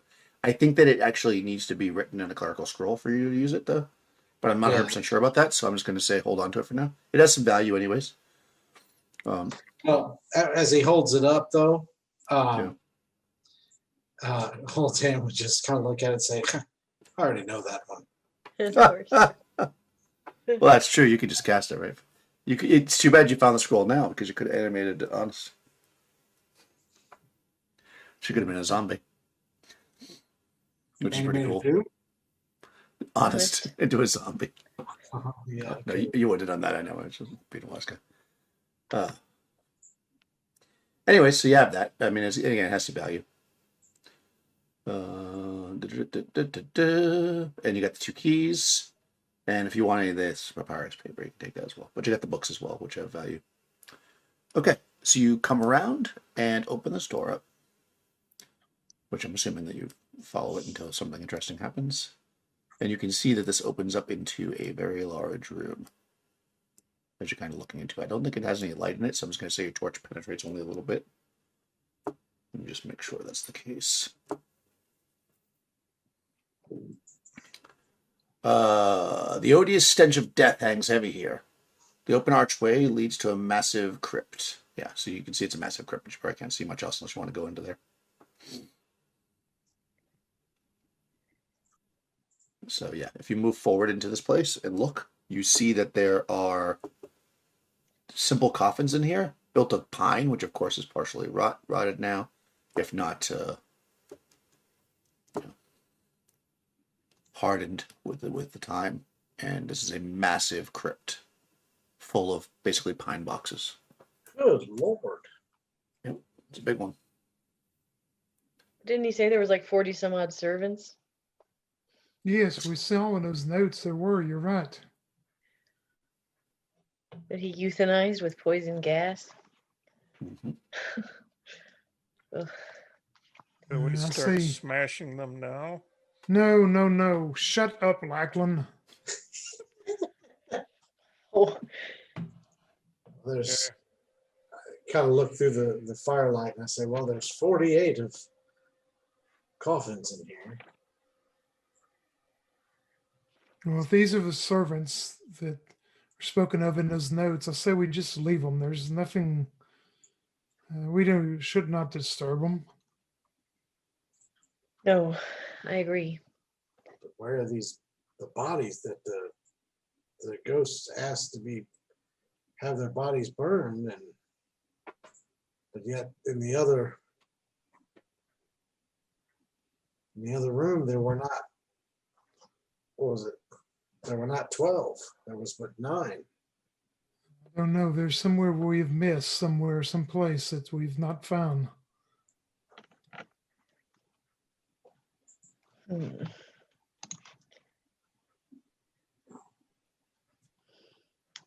What is it that you have? Nothing Vanessa, else in you here did. but the pine boxes, right, Daniel? What's that? Nothing else in here but the pine boxes? That is correct. It's a very, very simple, plain room with these pine boxes basically stacked up. Well, not stacked up, they're assorted. I mean, they're coffins, clearly. Vanessa, you did want the other statue in that room with the hands. You said that you wanted to turn it or move it or something, but you did not, right? I didn't because the other one had poison gas, remember? We thought maybe the other one was a trap as well. Yes, I agree. It could be a trap, or maybe it could lead us to Yeah, another location of what we're looking for these spirits. I agree. We have to take the chance. Did we ever? Yeah. Maybe. Well, the other thing we didn't do is we never explored the other exits out of Area 4 either. That's true.